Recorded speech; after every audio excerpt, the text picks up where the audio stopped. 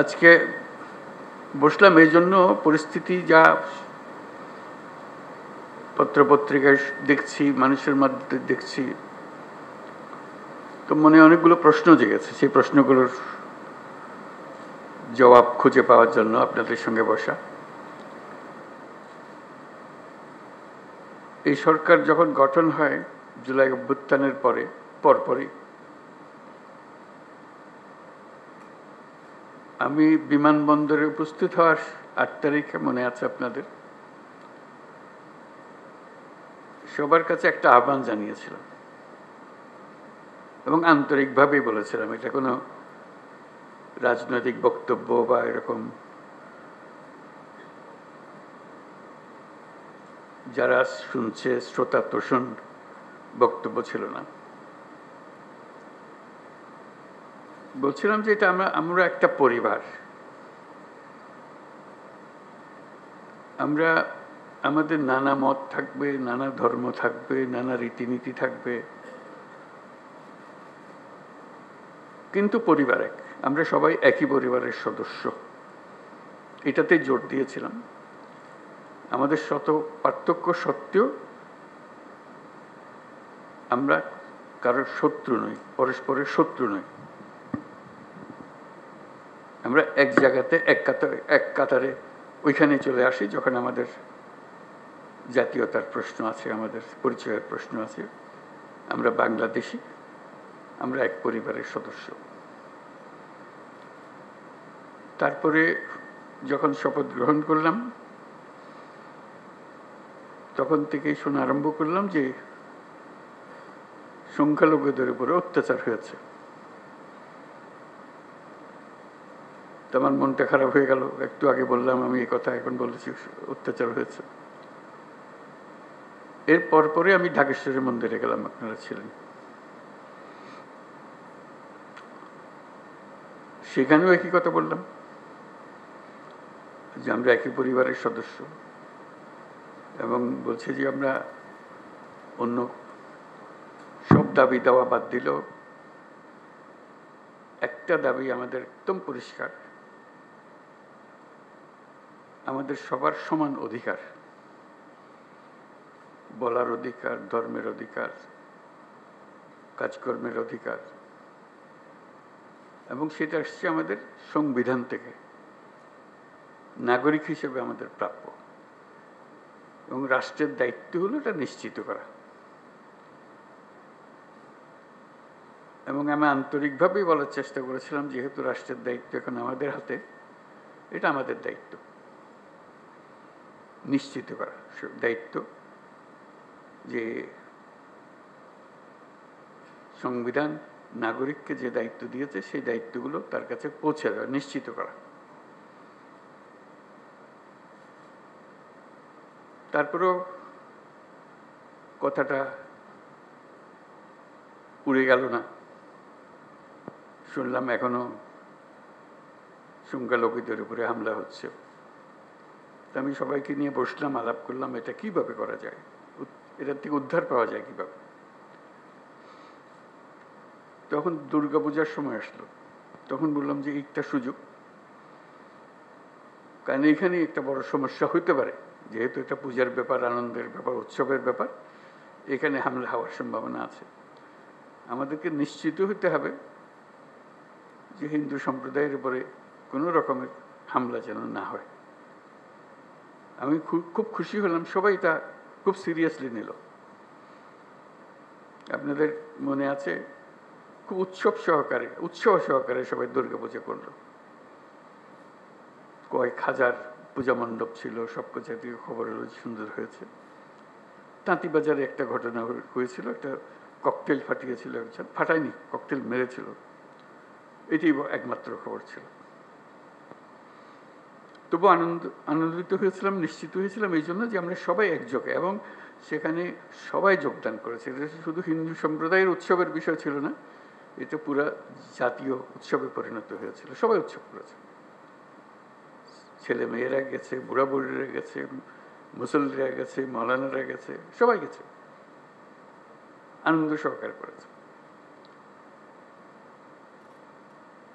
তারপরে মনে একটু তৃপ্তি পেলাম যে না, একটু তো কাজ করেছে।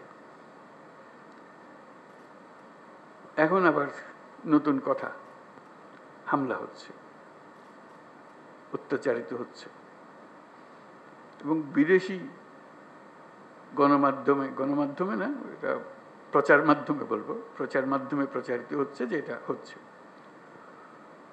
তা আমি খোঁজ নিচ্ছি যে কেন হচ্ছে, কি হচ্ছে। সব দিক থেকে খবর যে না, হচ্ছে না।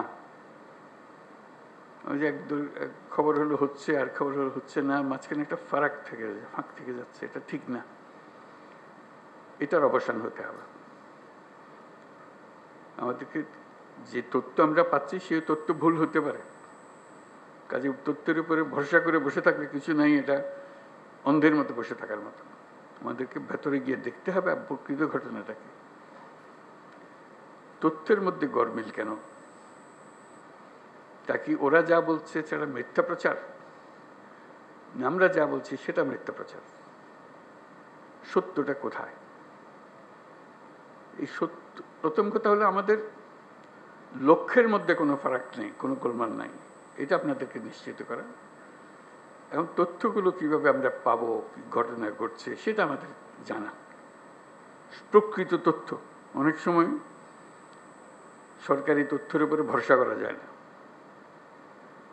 কর্তা যা চায় সেভাবেই বলে দেয়, আসলটা মন খুলে বলতে চায় না, যেহেতু কর্তা নারাজ হবে তাতে। আমরা আসল খবরটা জানতে চাই, কিভাবে জানতে চাই, এবং সেই প্রক্রিয়াটা প্রতিষ্ঠিত করতে চাই। এটা শুধু আজকের দুদিনের গোলমালের কারণে একটু চঞ্চল হয়ে কথা বলছি তা না। প্রকৃত পক্ষে এটা স্টাবলিশ করতে চাই যে ঘটনা ঘটতে পারে। এটা এত বড় একটা দেশের মধ্যে কত রকমের কাণ্ড, তার মধ্যে একটা কাণ্ড হয়ে গেছে, হয়ে গেলে তাৎক্ষণিকভাবে যেন খবরটা পাওয়া যায় এবং সেটা সমাধান করা যায়। যে দিক থেকে দোষী তাকে বিচারের আওতায় আনতে হবে, এটাই হলো সরকারের দায়িত্ব। প্রথম কথা হলো যে এটা না হওয়াটা পরিবেশ সৃষ্টি করা, একটা যদি হয়ে যায় তাকে তাৎক্ষণিকভাবে সেটার প্রতিকারের ব্যবস্থা করা, এটাই হলো বিষয়। আমি যা বলছি আমার মনে হয় বাংলাদেশের বেশিরভাগ মানুষ তাই মনে করে, এভাবে হওয়া উচিত। যে আমরা যেহেতু এক পরিবারের মানুষ, কাজে এক পরিবারের মানুষ হিসেবে আমাদের সামগ্রিক দায়িত্বটা যেন আমরা পালন করতে পারি, সেই পারিবারিক দায়িত্বটা আমরা যেন সম্পন্ন করতে পারি। সেখানে তথ্যটা হলো বড় বিষয়, এবং প্রতিকার। একটা হলো তথ্য, একটা হলো প্রতিকার। আমি পেলাম তথ্য, প্রতিকার পাচ্ছি না, এটা সমাধান করতে হবে। সমস্যা হয়ে গেলে সেটা সমাধান করতে হবে। সেই সমাধানটা আমরা কীভাবে করব? আজকের আলোচনা এটা খোলাখুলি আলোচনা, সবাই আলাপ করব। আমাদের লক্ষ্যের মধ্যে কোনো গোলমাল নেই। এখন এই তথ্য প্রবাহটা কিভাবে হবে, দোষীকে কিভাবে ধরতে হবে, যাতে করে অন্যরা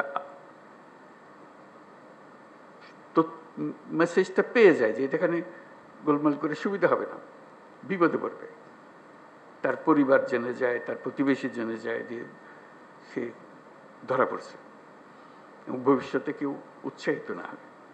এরকম এক বাংলাদেশ আমরা করতে চেয়েছি, সেটার নামেই আমরা নতুন বাংলাদেশ বলেছি, এবং আমরা এটাতে বিশ্বাস করি।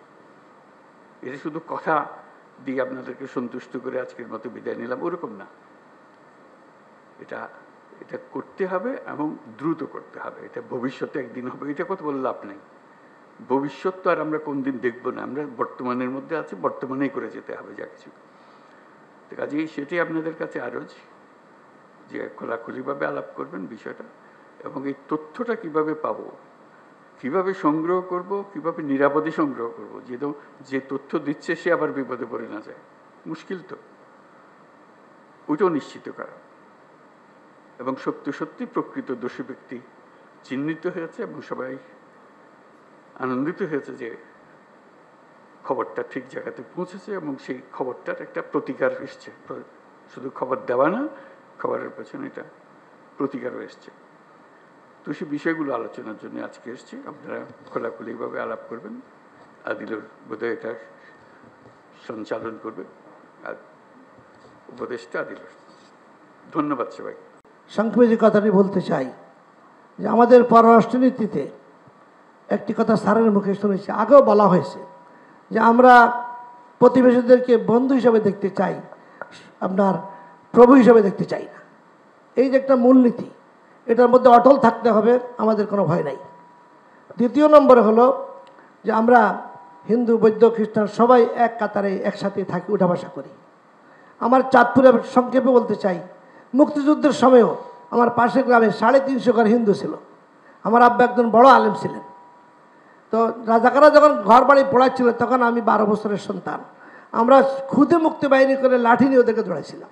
আব্বা গিয়ে থামাইছিলেন, এদেরকে মারো কেন, এরা তো মানুষ। তারপর তারা সাহস করে নেই।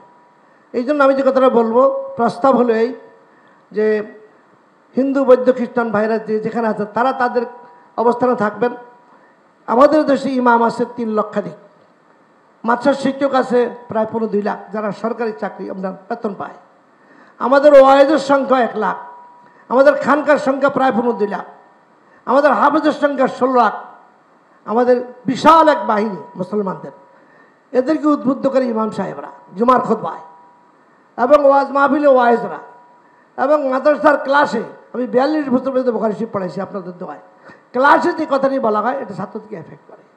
তো এই জন্য আমি যে প্রস্তাব দিই সেটা বলে যে যে এলাকা, প্রত্যেক এলাকায় বড় মসজিদের ইমাম, বড় মাদ্রাসার প্রিন্সিপাল, হাই স্কুলের যিনি প্রধান, তারপরে সাথে অন্য ধর্ম তাদের প্রতিনিধি একটা কমিটি বানানো।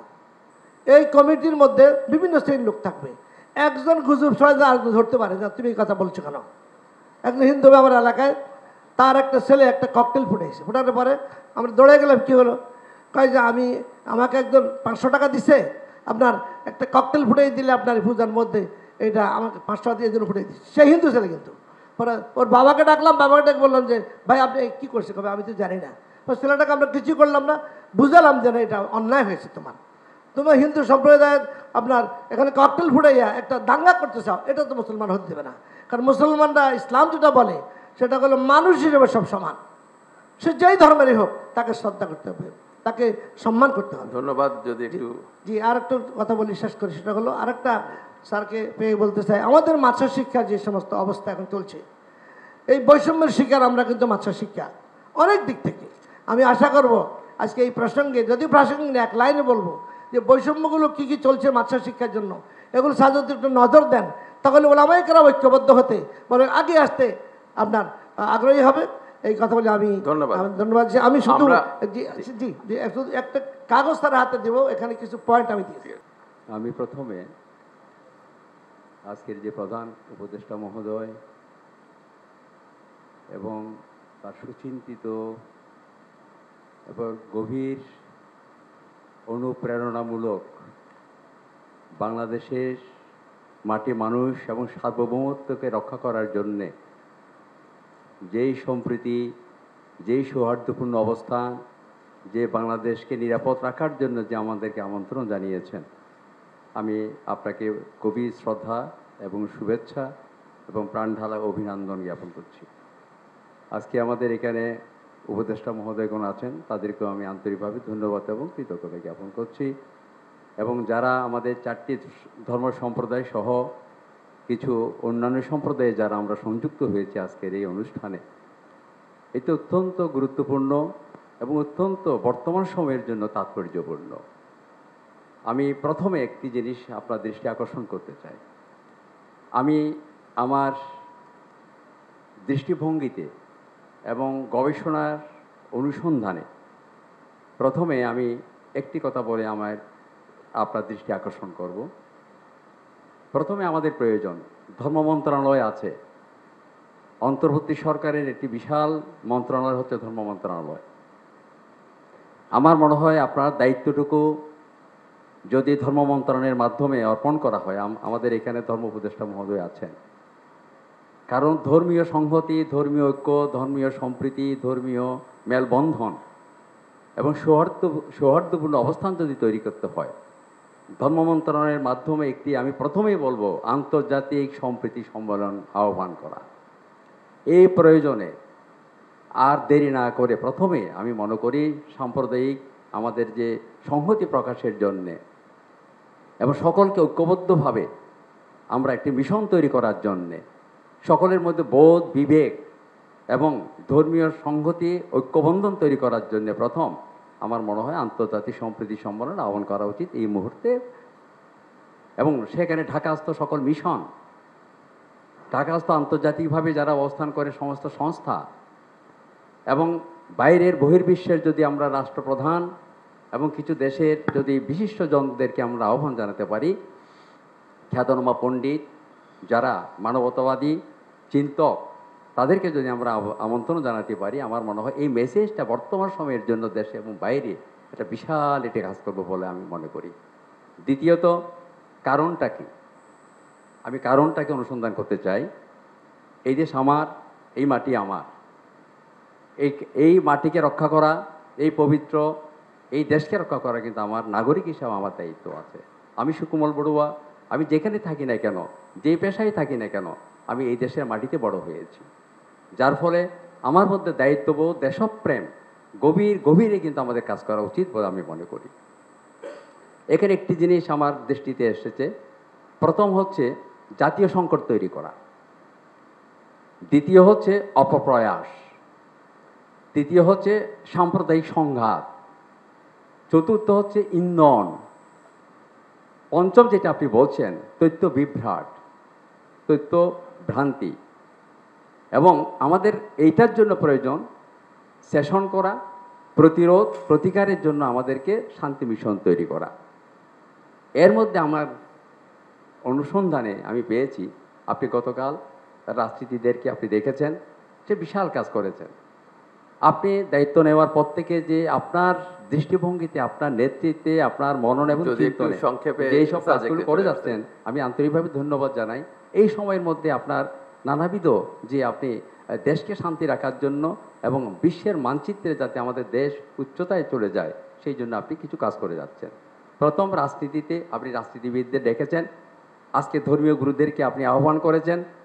হয়তো পেশাদারিত্ব যারা আছে, আমার মনে হয় দেশের বিভিন্ন স্থানে যারা আছে তাদেরকে আপনি ডাকবেন এবং যুবকদেরকে আপনি ডাকবেন, যুবকের যারা নেতৃত্বতে তাদেরকে আপনি ডাকবেন এবং বিশ্ববিদ্যালয়ের সহ বিভিন্ন কলেজে যারা আছেন, যারা নেতৃত্বদের শিক্ষার্থীদের আপনি ডাকবেন এবং পরবর্তীতে আপনি জাতীয় শান্তি মিশন তৈরি করবেন।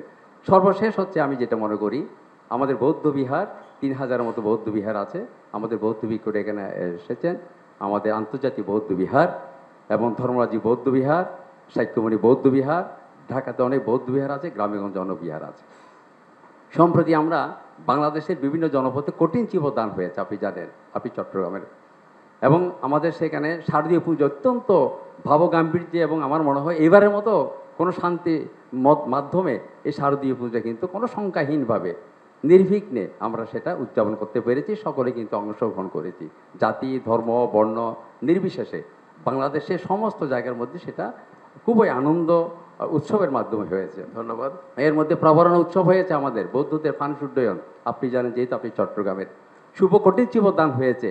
আমরা সেখানে গিয়েছি, বিভিন্ন জনপথে বৌদ্ধ বিহারে আমি গিয়েছিলাম, সেখানে শান্তির মিশন নিয়ে পাহাড়ি বাঙালিকে এক করার জন্য, সকলকে এক করার জন্য আমরা চেয়েছি। আমরা চাচ্ছি যে এই দেশ শান্তির দেশ, সম্প্রীতির দেশ, আবহমান কালের থেকে সেটা 1000 বছর সংস্কৃতিকে ধরে রাখতে চাই আমরা। এই জন্য আমি অনেক জায়গায় গিয়েছি, কক্সবাজার, রামু এবং শেষ করে আমি যেটা বলতে চাই, মাননীয় উপদেষ্টা মহোদয়, যেহেতু আপনি আমাকে দিকে ডাকছেন, আমি চাই এখানে বাংলাদেশের যে বৌদ্ধ পুণ্য আমাদের যেগুলো আছে, চীন, জাপান, থাইল্যান্ড, এখানে বিভিন্ন দেশের মানুষদেরকে যদি আমি, আমার মনে হয় ঢাকাস্থ যারা আছে, বিভিন্ন বিষয়গুলোকে ডেকে যদি একটি শান্তি সম্প্রীতি করেন। বিশেষ করে আমি আজকে আবারও বলবো, এই যে সম্প্রীতি, আন্তর্জাতিক সম্প্রীতি সম্মেলন, সাম্প্রদায়িক এবং আন্তর্জাতিক সম্প্রীতি সম্মেলন যদি আপনি অচিরে যদি সেটা করেন, আমার মনে হয় এখানে সকলেই অংশগ্রহণ করে একটি বার্তা দেন, ডেকে বোধ হয় এইভাবে করে সময় নষ্ট না করে আন্তর্জাতিক মানের এটা যাতে বিশ্বের মধ্যে চলে যায়, আমরা শান্তি চাই। এবং আমরা কখনো, আমি আবারও সবিনয়ে বলছি, আমরা দেশপ্রেমী, এই দেশে থাকবো, এই দেশ থেকে কখনো কোথাও যাব না। এই দেশের জন্য যা কিছু করণীয় কর্তব্য, আমি শিক্ষক হিসাবে, ঢাকা বিশ্ববিদ্যালয়ের শিক্ষক হিসাবে এবং আমাদের বাংলাদেশ বুদ্ধিস্ট ফেডারেশনের আমি চিফ অ্যাডভাইজার এই হিসাবে আন্তর্জাতিক বৌদ্ধ বিহারের পক্ষ থেকে, এবং আমি সম্প্রতি ট্রাস্টি গঠন হয়েছে, আমাদের ধর্ম উপদেষ্টা মহোদয় আছেন, আমাকে চেয়ারম্যান করা হয়েছে ফরেন অ্যাফেয়ার্সের, আমি তাকে ধন্যবাদ জানাচ্ছি। আমি এর পক্ষ থেকে আপনাকে আমি গভীর শ্রদ্ধা জানিয়ে আজকের মিশনটি সার্থক হবে, ধন্যবাদ। আপনার বিজয় হবে। আপনি চিন্তা করবেন না, আপনার সঙ্গে আমরা আছি। সকলকে ধন্যবাদ। ধন্যবাদ। জাতীয় চার্চ পরিষদের সাধারণ সম্পাদকের দায়িত্ব পালন করছি। জাতীয় চার্চ পরিষদ হচ্ছে ওয়ার্ল্ড কাউন্সিল অফ চার্চেস এর কাউন্টার পার্ট। সারা বিশ্বের 195টা দেশে ন্যাশনাল কাউন্সিল অফ চার্চেস বা জাতীয় চার্চ পরিষদ রয়েছে। স্যার, আমরা অনুপ্রাণিত হয়েছি, আমরা উদ্বেলিত হয়েছি, আমরা আসলে সাংঘাতিকভাবে আমরা যেন নতুনভাবে বাঁচার আরেকটি যেন অনুপ্রেরণা খুঁজে পেয়েছি আপনার মধ্যে দিয়ে, এবং বিশেষ করে জুলাই আগস্টের মধ্যে দিয়ে।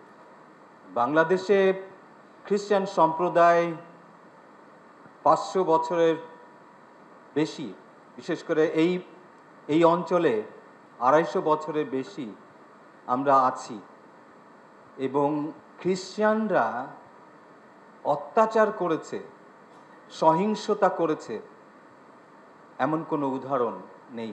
খ্রিস্টানরা বরাবরই শান্তিপ্রিয়, শান্তির জন্যে, দেশ গঠনের জন্য কাজ করে আছে। সংখ্যায় ছোট হতে পারি, কিন্তু গুরুত্বের দিক থেকে, অংশগ্রহণের দিক থেকে, পজিটিভ অংশগ্রহণের দিক থেকে স্যার আমরা বরাবরই অগ্রগণ্য থাকার চেষ্টা করেছি।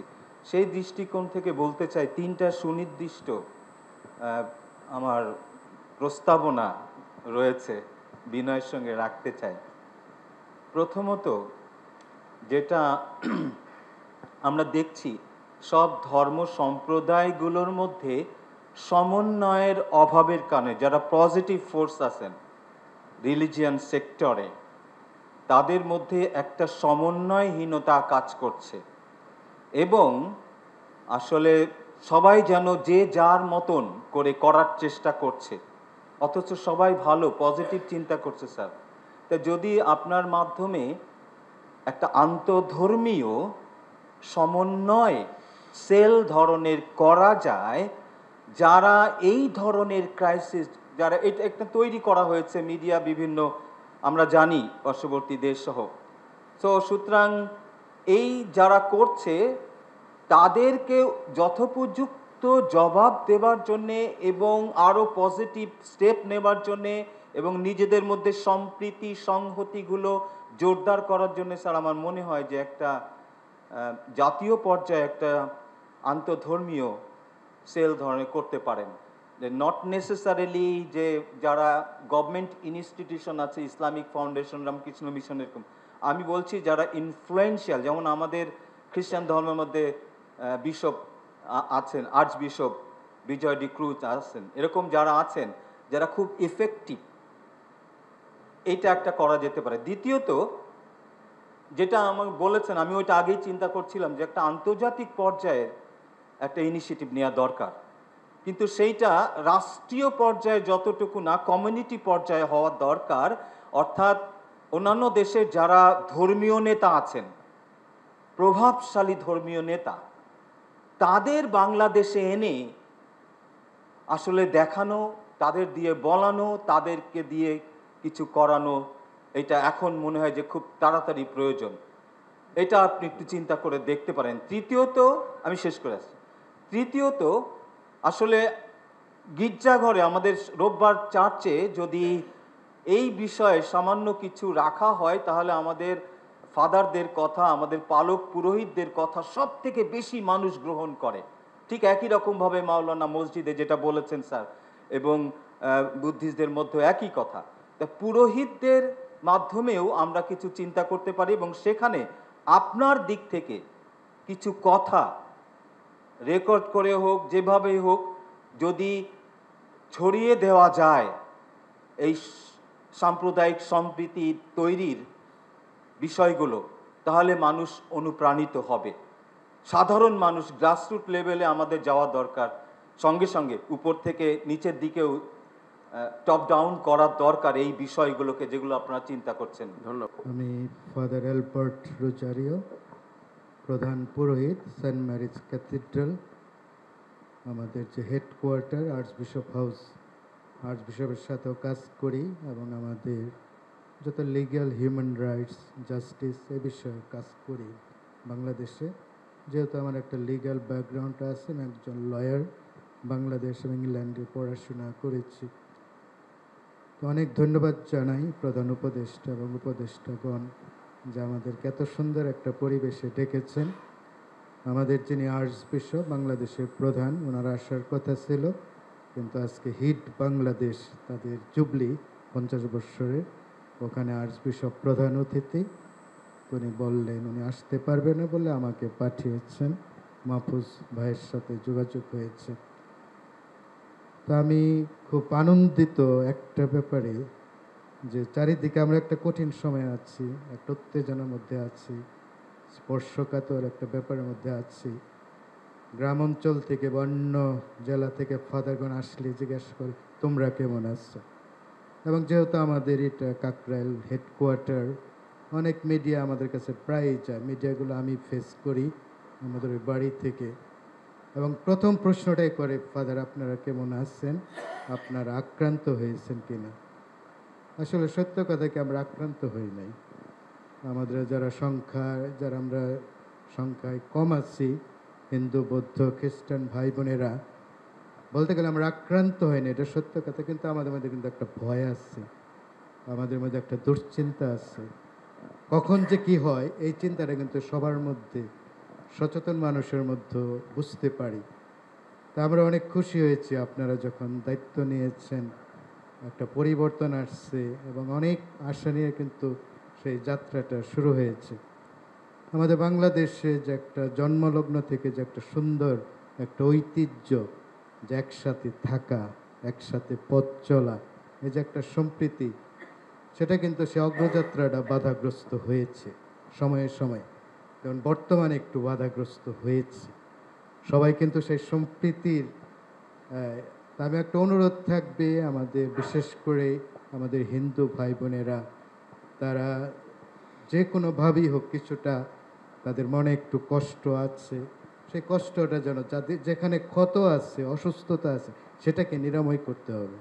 তা আপনি শান্তির মানুষ, মাদার তেরেজা, আমাদের সাথী মাদার তেরেজা, তিনিও নোবেলে শান্তি পুরস্কার পেয়েছেন, আপনি সেই পর্যায়ের মানুষ, আপনিও শান্তির পেয়েছেন। যে আমরা যারা সংখ্যায় কম, আমাদের মধ্যে যে কষ্ট, ক্ষত, অসুস্থতা আছে, এগুলোকে আপনি নিরাময় করবেন, আপনার কাছে ডাকবেন, যেন আমরা একটু, যে আজকে ডাকছেন আমরা অনেক শান্তি পাচ্ছি, আমরা বুঝতে পারছি আমাদের কোনো ভয় নাই। এবং আরেকটা জিনিস যেটা, যে সত্যি এটা, আমি কিন্তু অর্ধেক বাংলাদেশ অর্ধেক ইন্ডিয়া, কারণ আমার মা হলো ইন্ডিয়ান, আমি বাবা হলো বাংলাদেশে, তাহলে দুই জায়গারই আছে। এবং ভারতীয় মিডিয়া যেভাবে, হয়তো মেন স্ট্রিমের মিডিয়াগুলো না, কিন্তু ছোটো মিডিয়াগুলো যেভাবে কথা বলে, এটা খুবই দুঃখজনক, আমাদের খুব কষ্ট দেয় এবং খুবই আপত্তিকর। এবং সেগুলোকে একটু সুন্দরভাবে আপনারা ডিল করবেন, যে এই যে তার একটা ভুল মেসেজ, একটা চক্র আছে যারা উস্কিয়ে দিতে চাচ্ছে, তারা সুযোগটা নিতে চাচ্ছে, আমাদেরকে চেতিয়ে দিতে চাচ্ছে, যদি সংখ্যালঘুরা একটু খালি রিয়্যাক্ট করে যেন একটা অশান্তির সৃষ্টি হয়। তো সেরকম যেন একটা পরিবেশ না হয়। আমাদের এখন কথাবার্তা অনেক সংযতভাবে, অনেক নিয়ন্ত্রিতভাবে, যে কোনোভাবে যেন শান্তি, এই সম্প্রীতি, সেটা যেন বিনষ্ট হতে না পারে। এবং আপনাদের পদক্ষেপ আমরা সম্পূর্ণ আপনাদের সাথে একমত, খুব সুন্দর, খুব ভালো। এবং গতকাল আমাদের রাজনৈতিক দলের নেতৃবর্গ আসছেন, তাদের সাথে আমরাও বসি, তারা যে কথাটা বলে গেছে আমাদের একই কথা, যে কেউ বাধাগ্রস্ত করতে পারবে না। বাংলাদেশের 16 কোটি মানুষ, আমরা সব ধর্মের মানুষ, আমরা এক থাকবো, ঐক্যটা আমাদের থাকবে, তাহলে আমাদের কেউ কোনো ক্ষতি করতে পারবে না। আর ভারতের ব্যাপারে বলবো যে ভারত আমাদের প্রতিবেশী রাষ্ট্র, স্বাধীনতা যুদ্ধে তাদের একটা বিরাট অবদান আছে, এটা আমি তখন ক্লাস 3-তে পড়ি, তারপরও বুঝতে পেরেছি। আমি মুক্তিযুদ্ধ করি নাই, কিন্তু মুক্তিযোদ্ধাদের রুটি বানিয়ে দিছি, তো ওইভাবে অংশগ্রহণ করছি। তাই ভারতের সাথে যেন আমাদের বন্ধুত্বপূর্ণ, প্রতিবেশীপূর্ণ সম্পর্কটা কোনোভাবে বিনষ্ট না হয়, সে ব্যাপারে একটু খেয়াল রাখবেন। কারণ ভারতের একটা গোষ্ঠী মনে হয় কিছুটা উস্কানিমূলক কথা বলছে, সেখানে যেন আমরা পা না দিই। তো আমি আর বাড়াতে চাই না, আপনাকে অনেক ধন্যবাদ। সামনে আমাদের বড়দিন, আমাদের কোনো দুশ্চিন্তা নাই, আমরা খুব সুন্দরভাবে বড়দিন করতে পারবো, আপনাদেরকে নিমন্ত্রণ জানাই। এবং আপনাকে অনুরোধ করে যদি আমাদের খ্রিস্টান সম্প্রদায়ের একটু আপনার সাথে দেখা করার সুযোগ দেন বড়দিন উপলক্ষে। সবাইকে ধন্যবাদ। জয় হরিচাঁদ, জয় গুরুচাঁদ। আজকের সম্মানিত প্রধান উপদেষ্টা শ্রীপাদ পদ্মে আপনার শত সহস্র কোটি প্রণাম জানাচ্ছি এবং উপস্থিত আছেন আরও অন্যান্য উপদেষ্টাগণ, উপস্থিত আছেন বিভিন্ন ধর্মের ধর্মপ্রধানগণ। সকলার শ্রীপাদ পদ্মে অন্তরের অন্তঃস্থল থেকে শত সহস্র কোটি প্রণাম জ্ঞাপন করছি। সত্যি একটু দয়া করে আপনার পরিচয়টা দিয়ে নেবেন। আমি অবিনাশ মিত্র, রমনা শ্রী শ্রী হরিচাঁদ মন্দিরের সহধর্ম বিষয়ক সম্পাদক। আমি একজন শিক্ষক। আসলে আমরা এই যে একত্রিত হয়েছি এবং আপনার ডাকে ভাই ফোন দিয়েছে, আসলে এই যে একটা সম্প্রীতি, যারা আসছি একত্র হয়ে ঢুকেছি, মানে মনের ভিতরেই একটা আরাম লেগেছে যে না, আমি ঢুকতেছি কাদের সাথে, হুজুর, এই যে ত্রিপুরা, চাকমা, খ্রিস্টান, কোনো ভেদাভেদ নেই। কেউর মনে একটু, আমার মনে হয় এখানে যারা উপস্থিত হয়েছি কারো মনে একটু দ্বিধা সংকোচ নেই একে অপরকে বড় করা, ছোট করার জন্য। কিন্তু কোনো না কোনো কিছু তো আছে যার জন্যই কিন্তু এটা হচ্ছে। তবে আপনাদের উপরে আমাদের একটু দৃষ্টি রাখছি, এই যারা করছে, যে প্রথমে বলেছিল যে করবে তাকে ধরে দিতে হবে, সে অপরাধী। হ্যাঁ, এরকমের যদি কেউ করে, আমরা সত্যি তাদের নামটা যদি, তাদের তথ্যটা দেই, তবে তারা যদি পদক্ষেপ নেয়, আমাদের দেশে আর এরকমের ঘটবে না। এবং আমরা এই দেশের মানুষ, সম্প্রীতির দেশের মানুষ, আমাদের সোনার বাংলায় সকলার মধ্যে একটা ছোট্ট একটি মন আছে যেটা স্বর্ণের মতো দাম, হীরার মতো দাম। সেই সুন্দর জিনিসটাকে ছিনিয়ে নেবার জন্য আমাদেরকে উস্কে দিয়ে, আমাদেরকে মাছের আদারি তৈরি করে মাছ শিকার করবে ঘোলা পানিতে, এটা আমরা করতে দেব না। সকল উপদেষ্টাগণ, আপনারা যে সিদ্ধান্ত নেবেন, আমরা আপনাদের সাথে আছি, আমরা আপনাদের সাথে থাকব। সম্প্রীতির বাংলাদেশ গড়ার লক্ষ্যে যা কিছু করা দরকার আমরা সেটা করব। আমরা এই দেশের মানুষ, এই দেশে থাকব, সকলের সাথে মিলেমিশে থাকব, থাকতে চাই। যদি আপনারা আমাদের সেই পরিবেশটা তৈরি করেন, তবেই আমরা আপনাদের কাছে চিরকৃতজ্ঞ থাকব। আর আমি বলছি, মতুয়া সম্প্রদায়ের 50 লক্ষ মতুয়া সম্প্রদায়ের একটা রমনায় মন্দির, আপনারা সবাই সেখানে যান এবং যাবেন, এবং সেই একটা হরিচাঁদ ঠাকুরের একটি মন্দির যেন সেই আকর্ষণীয় মন্দির হয়, 50 লক্ষ মতুয়ার যেন একটা মন্দির হয়, সেই মন্দিরটি যদি একটু করে দেন, তবে আমরা আপনার কাছে আরও চিরকৃতজ্ঞ থাকব। যেন 50 লক্ষ মতুয়াগণ শুধু বলবে এই জন্মলগ্ন থেকে আজ পর্যন্ত একটি মন্দির হয়নি, আর সেই মন্দিরটি নতুন বাংলাদেশ, নতুন প্রজন্মরা দেশ ছিনিয়ে এনে একটি মন্দির করে দিয়েছে, সেটি হলো রমনার মন্দিরে হরিচাঁদ মন্দির। এই প্রত্যাশা রেখেই আমি আপনার বক্তব্য শেষ করছি। সকলার শ্রীপাদ পদ্মে প্রণাম রেখে আমি আমার কথা শেষ করছি। জয় হরিচাঁদ, জয় গুরুচাঁদ। ধন্যবাদ। আমি প্রথমেই মহামান্য প্রধান উপদেষ্টা এবং অন্যান্য উপদেষ্টাগণ আর এখানে উপস্থিত রয়েছেন গণ্যমান্য বিভিন্ন সম্বোধন করার দরকার নাই, কারণ আমাদের সময়টা তো। সবার প্রতি আমার আন্তরিক প্রণাম, শ্রদ্ধা এবং শুভেচ্ছা। আমি sister Reba Veronica D'Costa, saint Francis Xavier school and কলেজের লক্ষ্মীবাজার স্টুডেন্ট কাউন্সিলর। আমি শুধু আজকে এটাই বলতে চাই, এই যে আমরা একটা উদ্যোগ নিয়েছি সম্প্রীতি আমাদের দেশে, এবং এই সম্প্রীতিটা প্রধান 4টা ধর্মাবলম্বী লিডারদের নিয়ে, এবং আমি বেশ কয়েক বছর ধরেই বিভিন্ন এই ধরনের সমাবেশে যোগদান করি। তবে আমার একটা কনসার্ন বা উদ্বেগ, যেটা আমি গভীরে অনুভব করি, সেটা হলো কি প্রক্রিয়ায় আমরা চলছি। সমাধানের দিকে আমি বেশি লক্ষ্য করব না, প্রক্রিয়ার দিকে আমি বেশি লক্ষ্য করি। আমরা যদি বলি যে হ্যাঁ আমরা নিরাপদে বড়দিন করব, পুজো করব, আমাদেরকে রক্ষা করা হবে, না, আমি সেটা বিশ্বাসী না। কারণ আমরা প্রথমে শুনেছি আমরা বাংলাদেশি, আমাদের প্রত্যেকের সমান অধিকার আছে। সেই দিনই হবে সোনার বাংলাদেশ, যেই দিন আমরা কোনো রক্ষী বাহিনী ছাড়া, কোনো গার্ড ছাড়া নিরাপদে আমাদের উৎসব আচার অনুষ্ঠান করতে পারবো। আমি সেই দিনের একটা সোনার বাংলা দেখতে চাই। তারপরে আমি বলতে চাই যে আমাদের যুব সমাজ যারা একটা নতুন বাংলার চিন্তা করছে তাদের রক্ত দিয়ে, এবং সেখানে রয়েছেন আমাদের প্রবীণদের প্রজ্ঞা নিয়ে, এই যে নতুন এবং প্রবীণের যে একটা সমন্বয়, এটা কিন্তু অনেক সুন্দর। তবে আমাদের লক্ষ্য রাখতে হয় যে আমাদের দেশে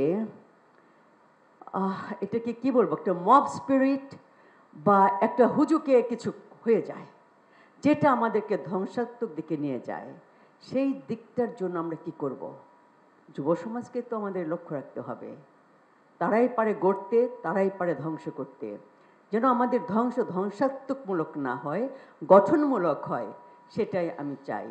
কারণ কিছুদিন আগেও আমি লক্ষ্মীবাজারে 4 ধর্মের নেতাদের নিয়ে 15টা স্কুল কলেজের প্রফেসর, প্রিন্সিপাল, তাদেরকে নিয়ে একটা আন্তঃধর্মীয় সংলাপ করেছি, খুবই সুন্দর।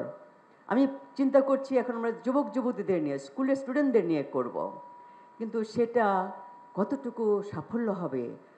আপনারা এখন যারা লিডারশিপ দিচ্ছেন বাংলাদেশে, আপনাদের সহযোগিতার হাত একান্ত কাম্য।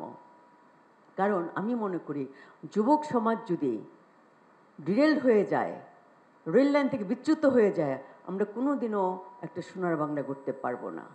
কারণ সে 71, আমি মাত্র ক্লাস 8-এ, আমার বাড়ি ছিল মুক্তিযোদ্ধাদের ক্যাম্প, আমার বাবা ছিলেন অর্গানাইজার। গভীর রাতে মা রান্না করে তাদের খাওয়াতেন, আমি সার্ভ করতাম। আমরা গভীরভাবে হিন্দু, মুসলিম, খ্রিস্টান, যেহেতু আমাদের ভাওয়ালে বুদ্ধিস্ট নেই, আমরা এক ছিলাম।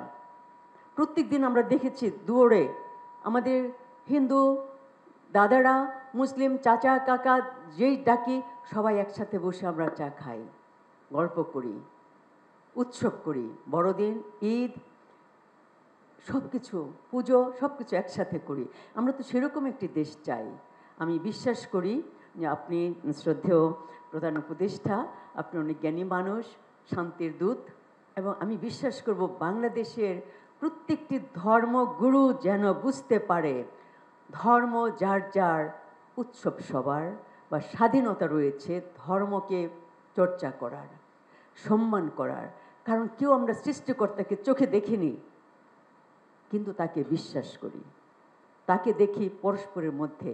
এই দেখাটা যেন সেই পবিত্র দেখার মধ্যে হয়, সুন্দর দেখার মধ্যে হয়, এবং বাংলাদেশ যেন সত্যি সত্যি বিশ্বের দুয়ারে একটি সার্বভৌম সুন্দর একটি দেশ হয়, যেখানে আমরা শ্রদ্ধা পাব, পরস্পরকে শ্রদ্ধা দিব, বিশ্বজগৎ থেকে আমরা শ্রদ্ধা পাব। এটা আমি কামনা করি। ধন্যবাদ। আমি মোহাম্মদ উসমান গনি সালেহি, প্রধান ফকিহ দারুন নাজাত সিদ্দিকিয়া কামিল মাদ্রাসা, ডেমরা, ঢাকা, প্রধান মুবাল্লিগ সারসিনা দরবার শরীফ। প্রথমেই ধন্যবাদ জ্ঞাপন করছি স্যার আমাদেরকে এমন একটি গুরুত্বপূর্ণ প্রোগ্রামে আমাদেরকে সমবেত করবার জন্য। আমরা যেই সম্প্রীতি, সদ্ভাব, যে বিষয়টি নিয়ে আমরা কথা বলছি, জুলাই পরবর্তী গণ অভ্যুত্থানের এই সুন্দর বাংলাদেশ দেখবার পরে সত্যি আমি অ্যাবসুলেটলি একেবারে হৃদয় থেকে, হৃদয় গহীন থেকে এই কথাটি অবশ্য আমি বলতে বাধ্য যে সদ্ভাব ও সম্প্রীতির রোল মডেল ছিলেন প্যারা নবী রসুল করিম সাল্লাল্লাহু আলাইহি ওয়াসাল্লাম। তিনি যে আইডল, তিনি যে আদর্শ আমাদেরকে দেখিয়ে দিয়েছেন, আমরা যদি প্যারা নবী রসুল করিম সাল্লাল্লাহু আলাইহি ওয়াসাল্লামের সে আদর্শকে বাস্তবায়ন করতে পারি, আমি মনে করি এই নতুন বাংলাদেশে আমরা যদি আল্লাহর নবীর আদর্শ যদি আমরা বাস্তবায়ন করতে পারি, তাহলে আমাদের দেশে যে অন্যান্য ধর্মাবলম্বী যারা আছে এবং যাদেরকে আমরা সংখ্যালঘু বলি, আসলে ইসলাম সংখ্যালঘুদের পরে কখনো অত্যাচার করেছে, নির্যাতন করেছে, নিপীড়ন করেছে, এমন কোনো এক্সাম্পল ইসলামের ইতিহাসে আমরা খুঁজে পাই না। বরং রসুল্লাহ সাল্লাল্লাহু আলাইহি ওয়াসাল্লামের কাছে সংখ্যালঘু যারা এসেছিলেন তাদেরকে নবীজি তাদের সেফটি অ্যান্ড সিকিউরিটির নিরাপত্তা দিয়েছিলেন কিন্তু পেয়ারা নবী রসুল করিম সাল্লাল্লাহু আলাইহি ওয়াসাল্লাম। আমি একথাও বলবো যে আমাদের প্রিয় মাতৃভূমি বাংলাদেশে যারা সংখ্যালঘু আছেন, আমি মনে করি তারা মায়ের কোলে সন্তান যেভাবে সেফ আছেন, আমি মনে করি আমাদের প্রিয় মাতৃভূমি বাংলাদেশে তারা এরকম নিরাপদ আছেন। যদিও কেউ বা কোনো গুজব ছড়াচ্ছেন, আমরা গুজবে কান দিব না। আমি মনে করি স্যার, আপনি যে নতুন বাংলাদেশের স্বপ্ন আমাদেরকে দেখাচ্ছেন, আমরা আপনাদের সাথে রয়েছি। আলেম ওলামা আমরা যারাই আছি, সারা বাংলাদেশের আলেম ওলামা আমরা এই কথা বলতে পারি যে যখনই কোনো প্রয়োজন হবে আপনি আমাদেরকে আজকে ডেকেছেন, নেক্সটে যদি আমাদেরকে কখনো ডাকেন, এই জন্য আপনি যত ধরনের পদক্ষেপ নেবেন আমরা ইনশাআল্লাহ আলেম ওলামারা আমরা আপনার সাথে আমরা আছি। যখনই প্রয়োজন হবে আমরা ইনশাআল্লাহ আপনার ডাকে আমরা সাড়া দিব ইনশাআল্লাহ। আমরা বলবো যে ধর্ম যার যার, এই প্রিয় মাতৃভূমি বাংলাদেশ আমাদের সবার, এই স্লোগানটিকে যদি আমরা সামনে নিয়ে যদি আমরা আগাতে পারি, আমরা আশা করি আমরা সফল হব। তবে এ ব্যাপারে আমার কয়েকটি প্রস্তাব হচ্ছে, আমরা জাতীয় মসজিদ বাইতুল মুকাররমে কিভাবে সম্প্রীতি এবং সদ্ভাব, আন্তঃধর্মীয় যারা আমাদের ধর্মগুরু আছেন তাদের মধ্যে কিভাবে এটি সম্পৃক্ততা করা যায়, এই জন্য জাতীয় মসজিদ বাইতুল মুকাররমে সেখানে আলোচনা হতে পারে। এছাড়া সারা বাংলাদেশের খতিবদেরকে একটা ইনস্ট্রাকশন দেওয়া যেতে পারে যে তারা কিভাবে তাদের মসজিদগুলোতে আলোচনা করবে এবং মন্দির সহ অন্যান্য জায়গায়, এবং সারা বাংলাদেশের যতগুলো শহর রয়েছে, বিশেষ করে আমরা যদি বিভাগীয় শহরগুলোতে কোনো বড় বড় এরকম কোনো প্রোগ্রাম করা যায় কিনা, যারা ইনফ্লুয়েন্সিয়াল স্পিকার যারা রয়েছেন, বিশেষ করে এই স্পিকারদের মাধ্যমে কিভাবে সম্প্রীতি এবং সদ্ভাব রক্ষা করা যায় এই বিষয়গুলো। এছাড়াও আমরা আমাদের বাংলাদেশ টেলিভিশন সহ অন্যান্য চ্যানেলগুলোতে আপনার নেতৃত্বে বা এরকম কোনো আলেম ওলামা বা অন্য কোনো ধর্মগুরু যারা আছেন তাদের মাধ্যমে এমন কোনো বক্তব্য আমরা কোট করতে পারি কিনা যাতে করে মানুষ এগুলো শুনে কমপক্ষে তারা আশ্বস্ত হবেন যে না, আসলে আমরা নিরাপদে আছি, আমরা নিরাপদে থাকব। আপনি আমাদেরকে যখনই যে কোনো প্রয়োজনে আলেম ওলামাদেরকে ডাকবেন, ইনশাআল্লাহ আমরা আপনার সাথে আছি। আল্লাহ কবুল করুন, মঞ্জুর। সবাইকে শুভেচ্ছা, আমার সালাম নেবেন, প্রণাম জানবেন, জয়গুরু। আমি এখানে আসলে কেন আমন্ত্রিত হয়েছি ঠিক জানি না। আমি আমাদের মাননীয় উপদেষ্টারা তারা আমাকে ডেকেছেন, ওদের সম্ভবত এই কারণে যে আমি দীর্ঘকাল লড়ছি বিশেষত আমাদের সকল নাগরিকের মানবিক এবং নাগরিক অধিকারের জন্য। সেদিক থেকে আমার চোখে রাষ্ট্রের দিক থেকে আসলে এই ধর্ম বা ধর্মীয় পরিচয় কিংবা অন্য কোনো পরিচয় অনেক গুরুত্বপূর্ণ পরিচয় হচ্ছে নাগরিক অধিকারটা নিশ্চিত করা, এবং জুলাই গণঅভ্যুত্থানটা হয়েছে নাগরিক অধিকার নিশ্চিত করার জন্য। তো সেই দিক থেকে আমরা দেখেছি যে জুলাই গণঅভ্যুত্থানের পরে বিভিন্ন ক্ষেত্রে নাগরিক অধিকার ক্ষুণ্ণ হয়েছে।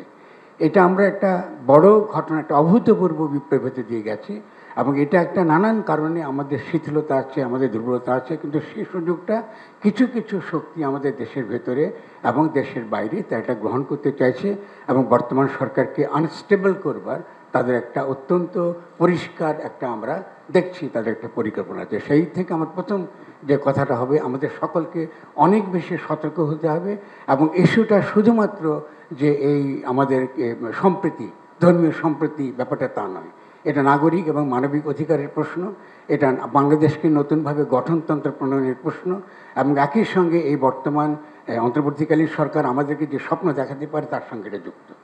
এবং এটার সঙ্গে আমি আর দুইটা কথা দিয়ে যোগ করবো, যেহেতু সময় অত্যন্ত কম, আসলে অনেক আলোচনা করার দরকার আছে। আমি এখানে কিন্তু সনাতন যে জোটটা হয়েছে, সম্মিলিত জোট, তাদের কাউকে এখানে আছেন কিনা আমি দেখছি না। কারণ বাংলাদেশের এখনকার সংকটে সবচেয়ে গুরুত্বপূর্ণ যারা আছেন তারা হলো সনাতন যে জোট, সম্মিলিত জোট তারা, এবং তাদেরই যে নেতা চিন্ময় কৃষ্ণ দাস, তিনি ইতিমধ্যে সরকার তাকে গ্রেফতার করেছেন রাষ্ট্রদ্রোহিতার অভিযোগে। এখন রাষ্ট্রদ্রোহিতা একটা কিন্তু ব্রিটিশ আইন, এবং আমরা কিন্তু জুলাই গণঅভ্যুত্থানের পরে এই ধরনের আইন নাগরিকদের উপর প্রয়োগ হবে এটা কিন্তু আমরাও আশা করি না যারা জুলাই অভ্যুত্থানের সঙ্গে যুক্ত ছিলেন। ফলে এখানে আইনগত দেখতে হচ্ছে যে একজন ব্যক্তি এখানে আপনার তার বিরুদ্ধে অভিযোগ করেছে, যে অভিযোগে করা হোক না কেন, তিনি একজন একটা বিএনপি, তিনি একজন সদস্য, এবং সেই সদস্য করেছে, পরবর্তীকালে বিএনপি আবার তাকে বরখাস্ত করেছে, তার দল থেকে বহিষ্কার করেছে, কিন্তু তার এই মামলাটা তোলা হয় নাই। ফলে দেখা যাচ্ছে এখানে একটা রাজনৈতিক দলেরও এখানে একটা উস্কানি রয়েছে পরিষ্কার, যেটা আমাদেরকে পরিষ্কার হতে হবে যে কেন এই মামলাটা করা হলো, এবং যদি তারা বহিষ্কারই করে থাকেন তাহলে সেই মামলা কেন তারা উঠে তারা করেন। ফলে আমাদের কাছে প্রশ্ন এসে গেছে, যারা আমরা জুলাই অভ্যুত্থানে ছিলাম এবং আমাদের উপদেশ সমাজে অনেকে আছেন, তাদের জীবন ঝুঁকি নিয়ে আমরা এই কাজটা করেছি। ফলে যারা বাংলাদেশকে অস্থিতিশীল করছে, এরা কিন্তু বাংলাদেশের ভেতরে, আমি কলকাতার কি তাদের যে একটা অত্যন্ত নিম্ন শ্রেণীর আপনি কী বলে গণমাধ্যম কী প্রচার করছে, এটা ইররিলেভেন্ট আমাদের জন্য।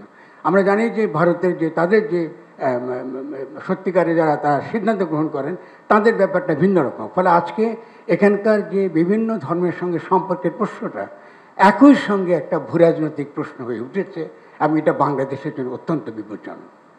এবং আমি অত্যন্ত ক্ষোভের সঙ্গে এটা বলবো যে আমাদের এই ব্যাপারটা হ্যান্ডেল করাটা, এটাকে এনগেজ করাটা, যারা আমাদের দুঃখ পেয়েছেন, কোনো কারণে মনে করছেন তাদের নাগরিক মানবিক অধিকার ক্ষুণ্ণ হয়েছে, তাদের সঙ্গে কথা বলবার জন্য আমরা রয়েছি নাগরিকরা, আমরা এই গণ অভ্যুত্থানের সঙ্গে যারা যুক্ত, আমরাই রয়েছি তাদের সঙ্গে কথা বলবার জন্য। সেই ক্ষেত্রে যদি আইনের দ্বারা, ব্রিটিশ আইনের দ্বারা একজন নাগরিককে, এবং তিনি একজন সন্ত, এর আগে এখানকার সনাতন ধর্মাবলম্বীদের বিভিন্ন রাজনৈতিক দল বিভিন্নভাবে ব্যবহার করেছে, এবং তারা সেই বিভিন্ন ব্যবহারের থেকে তারা বেরিয়ে এসে তারা আজকে এই ছাত্রদের এই আন্দোলনে সমর্থন দেবার জন্যে তারা নৈতিকভাবে যেমন তারা তৈরি, একই সঙ্গে এই সরকারকে তারা সমর্থন দেবার জন্য তৈরি। ফলে আমি আপনার কাছে বিনীতভাবে জানতে চাই, আমাদের মাননীয় প্রধান উপদেষ্টার কাছে, যে কি করে আজকে চিন্ময় দাশগুপ্তকে, চিন্ময় কৃষ্ণ দাসকে এখানে আপনার গ্রেফতার করা হলো, তার আইনি ভিত্তিটা কী ছিল, এবং একই সঙ্গে তার নৈতিক এবং অন্যান্য ভিত্তি, আন্তর্জাতিক মানবাধিকার, তাদের সমাবেশ করার অধিকার আছে, তার তো কথা বলার অধিকার আছে। এবং আমি নিজে ব্যক্তিগতভাবে চিন্ময়ের সঙ্গে কথা বলেছি, এবং আমার তাকে কোনোভাবে বাংলাদেশের রাষ্ট্রদ্রোহী বলে মনে হয়নি। তাদের কিছু অভিযোগ আছে, এবং এর আগে বিভিন্ন রকম রাজনৈতিক দলগুলো তাদেরকে ব্যবহার করেছে, অত্যন্ত খারাপভাবে ব্যবহার করেছে। এই মানুষটি সেই ব্যবহার থেকে বেরিয়ে এসে, যেহেতু সে একটা সন্ত, একজন সাধু, তিনি এসে চেষ্টা করছেন সকলের সঙ্গে মিশে এটা করতে। ফলে তার কোনো কোনো কথার মধ্যে আমাদের হতে পারে, আমরা দ্বিমত করতে পারি, অমত করতে পারি, তর্ক করতে পারি, কিন্তু অবশ্যই তিনি বাংলাদেশের রাষ্ট্রদ্রোহী, বাংলাদেশকে ধ্বংস করতে চায়, এরকম কোনো রকম তৎপরতার সঙ্গে যুক্ত আছে। এটা আমার কাছে কোনো প্রমাণ নেই, অন্তত আমার কাছে নেই। যদি আমাদের স্বরাষ্ট্র মন্ত্রীর কাছে থাকে, আমি আনন্দ চিত্তে এটা দেখব।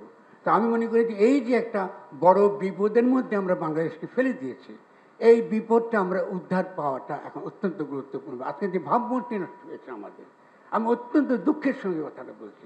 এতগুলো মানুষ মারা গেল, এতগুলো ছেলে পঙ্গু হয়ে রয়েছে, সেখানে আমরা এখানে বাংলাদেশকে একটা জঘন্য দেশ হিসেবে, যেখানে সংখ্যালঘুরা নিরাপদ নয়, এইভাবে আমরা আমাদের কাজকে সারা পৃথিবীতে আগে করা হচ্ছে।